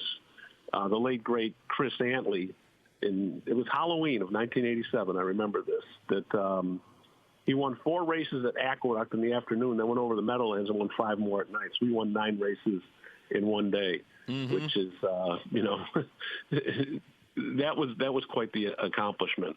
If you're going by, just day things, a one day thing, I think those are pretty good ones. But as far as, things like all-time achievements, I don't know, like Eddie Arcaro won a pair of Triple Crowns, so I think that's right up there. But if you're going just by a one-day thing, I think those ones I gave you were pretty good ones. Dale, what do you got? I was there when Johnny won all those races at Saratoga. That was an electrifying day when he won the last one. That whole place was shaking. It was pretty crazy. But what about Kentis? Almost 599 wins in a year. That's pretty good. If you want to go kind of bush track, back when Ellis Park didn't have premier racing, Leroy Towson, I think, won the last 5 one day and the first 5 the next. When I was a kid, I thought that was about as cool as it could get. Wow. That is pretty cool. Yeah, and the great Pat Day, that was special. I talked to Pat a couple of days ago. He's doing well, by the way. Good. Yeah, one of racing's good guys for sure. Do you remember that day, Dale, when he won 8 out of 9? I remember it, yeah, but I wasn't there. But yeah. I do remember when he did it. Yeah. Everybody knows how special Pat was. Has to be considered one of the greats of all time. Didn't Frankie Dettori win like 7, like every race on the card at Ascot or something a long time ago? Yeah, he did. That's impressive. I think things like Julie Crone, right, winning the Belmont on Colonial Affair, that's pretty cool. Ferdinand, Bill Shoemaker, right, what was he, 54 years old when he won the Kentucky Derby? What about Steve Coffin, Triple Crown at 18? I just saw Steve 15 minutes ago. We were talking before we went on air. Yeah, there's been so many achievements, and I'm sure we're missing some. But as we've talked about before, we could probably have a whole show just to talk about jockey and trainer achievements in this game. Yep. Yeah, that one with Pat Day, though, certainly special. Happy anniversary to Patient Pat Day on this Saturday morning. Okay, this one, guys, a little different. So negative news, as we know, often seems to dominate the headlines in racing and everywhere else. But this morning, I'm going to ask you, what is the most positive thing about the thoroughbred industry and racing right now? Dale, you see it every day. What's the most positive thing? How the big days are just becoming a phenomenon for everybody, and what great job Saratoga did this summer, and how many people went through the turnstiles, and how we're growing on social media. There's a lot of positives going on in horse racing. I get tired of hearing all the negatives, but there's a lot of positive things out there. Dale, you mentioned being at the horse sale, the Keeneland September sale, and we saw Saratoga, Fasig-Tipton-Saratoga be so strong in August, and Keeneland's following suit. What do those strong results from those sales mean to the future of racing? It means there's a lot of people still interested and still watching, still liking the game. And, the government passed the big, beautiful bill. But that's the one good thing about it is you get 100% depreciation now off these horses when you buy them. So I think that's motivated a lot of people to get out there and let the government take a little bit of the risk. I'll give you another positive, and that occurred earlier this spring. The Kentucky Derby television coverage on NBC averaged 17.7 million viewers. That was the most watched Kentucky Derby since 1989. How about that? That's pretty neat. Yep. Well done to the team at NBC. And just another positive thing taking place in the sport of thoroughbred racing. And Dale mentioned there are so many. They far outweigh the negatives.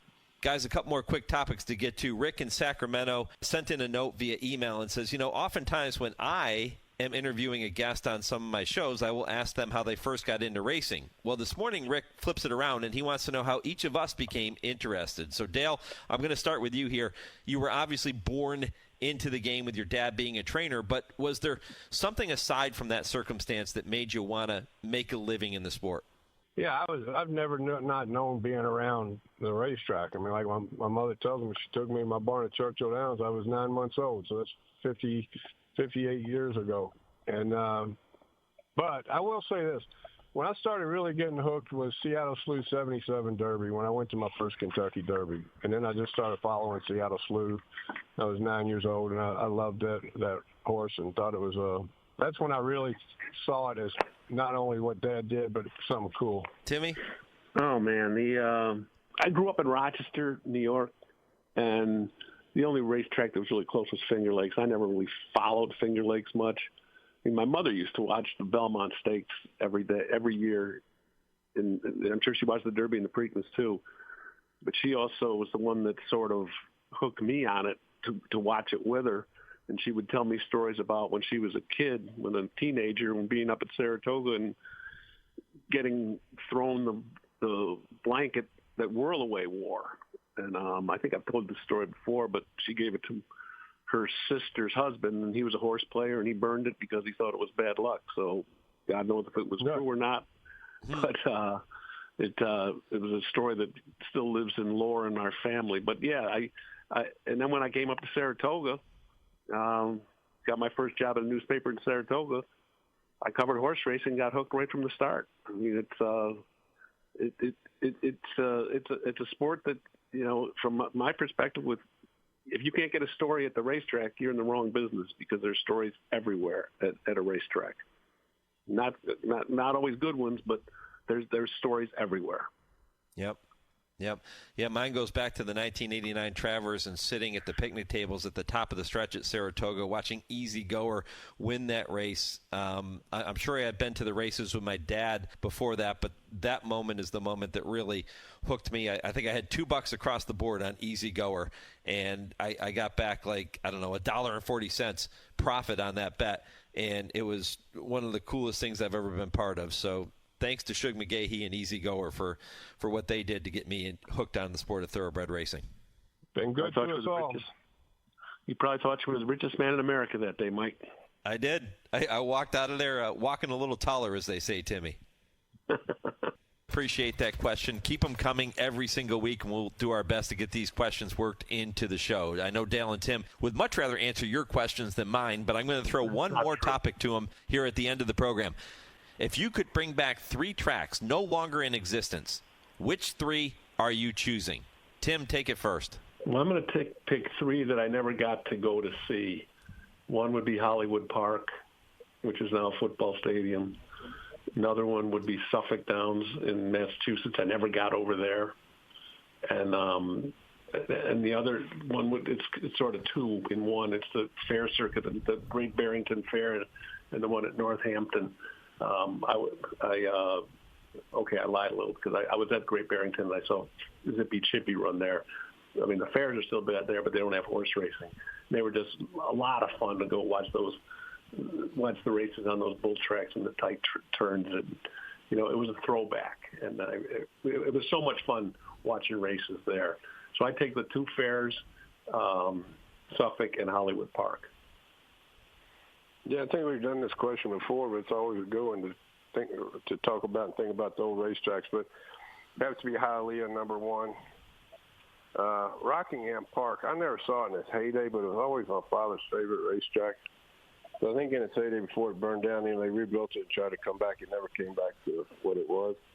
And Arlington, of course, I loved Arlington Park and had good success there. It was a shame that it's gone. Plus the tracks that Tim said, they were all good choices. I never went to the Northampton Fair or Barrington Fair, any of those things. I would have liked to have done that. Yeah, he would have had a blast at those. Yeah, that would have been fun.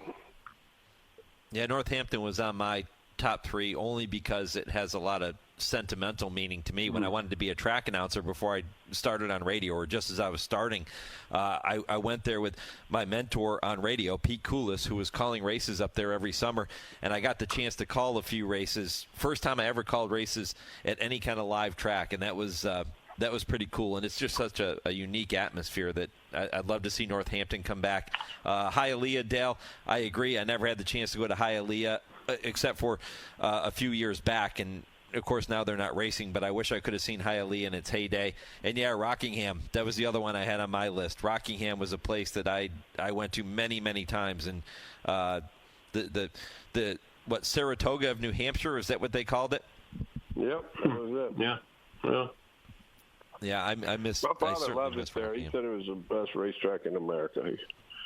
I remember we would go there when I was a kid, but you couldn't go in the grandstands. I just remember going to on Tuesday nights.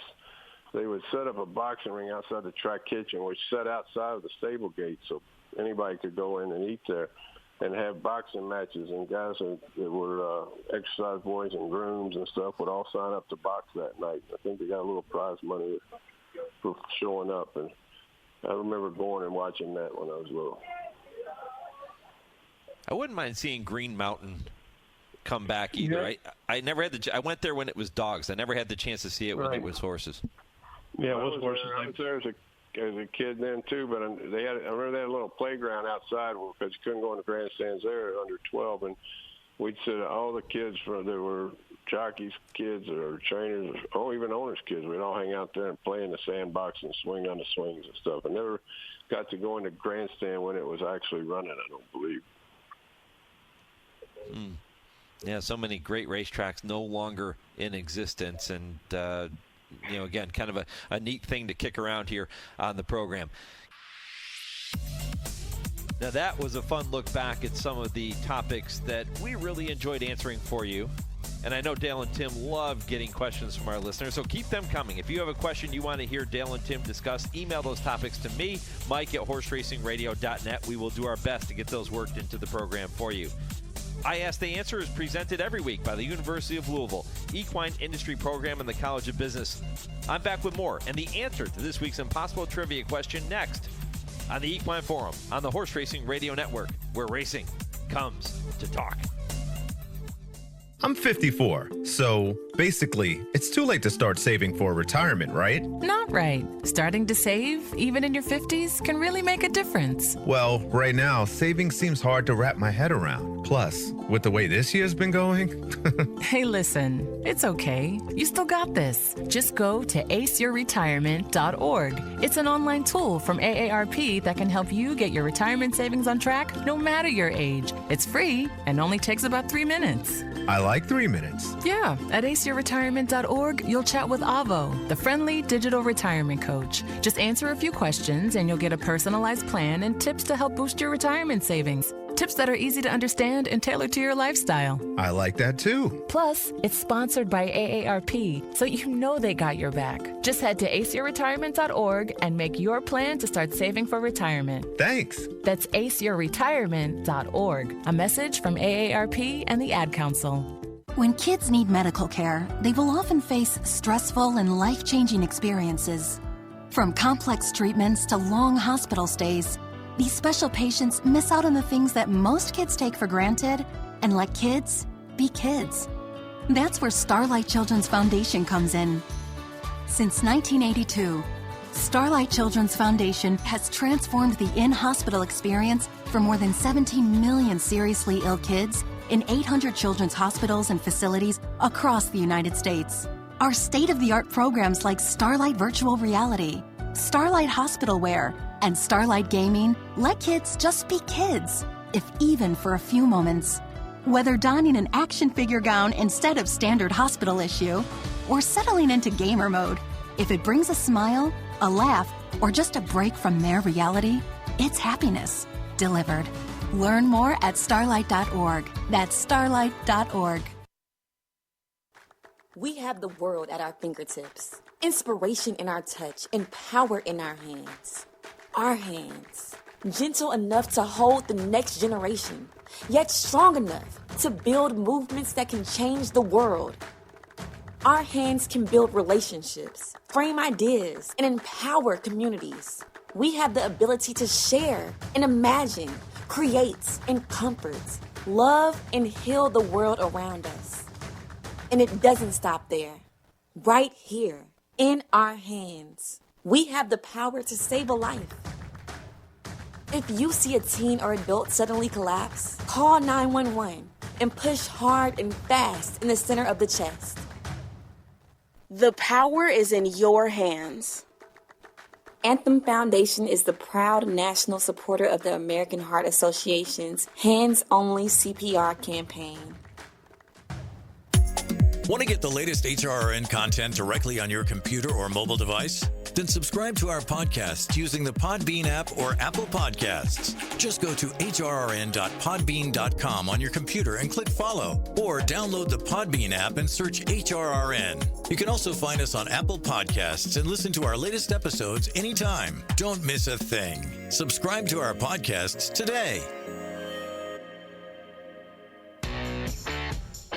You're listening to the Equine Forum on HRRN, presented by TwinSpires. Well, the Blood Horse Stallion Register online allows you to search stallions by name, sire, dam, or location, and so much more. With breeding season around the corner, use and compare stallions, which is kind of a cool feature. You can compare the stallions to narrow down your options or dynamic leading sire lists to search through the best performing stallions. Reports and hypothetical matings are also available at bloodhorse.com/stallion register, or download the Global Stallions app. Yeah, it's a really cool feature there, a cool program set up by Blood Horse. Well, I promised you the answer to this week's impossible trivia question. Time to check in with our producer, Lee Delapina. Lee, what is it? Thank you, Mike. In what year was pari-mutuel wagering first introduced at what racetrack, and what was the minimum bet? That was in 1878 at Churchill Downs, and the minimum bet was set at $5, which, adjusted for inflation, would be over $150 in today's money, making it incredibly unpopular at the time. I love it. What a great question. Did you get it right? Good for you if you did. I thought that one was really challenging. They all are, but that one especially. Great choice from Lee Delapina. And it's a great way to wrap up this edition of the program. I started the show saying that I was billing this Equine Forum as everything you ever wanted to know about handicapping. I don't know if we got it all in, but we got a lot of it in. A lot of great angles, a lot of great conversation, and a lot of great conversation regarding certain aspects of handicapping that you don't often think about. That's what I loved about this program here today. If you missed any portion, head back to our website, check it out. My thanks to my guests, Kevin Kerstein, Jude Feld, Kevin Kilroy, Ashley Anderson, Nick Tammaro, Darin Zoccali, Kurt Becker for a stroll through racing history, and of course I Asked the Answer with Dale Romans and Tim Wilkin. Check out the podcast on our site or your favorite podcast platform, and follow us on social media as well. Thanks to my producer, Lee Delapina, in our Lexington studio. Chauncey for handling all of our social media. I'm Mike Penna. Thanks to all of you for listening. Go Steelers.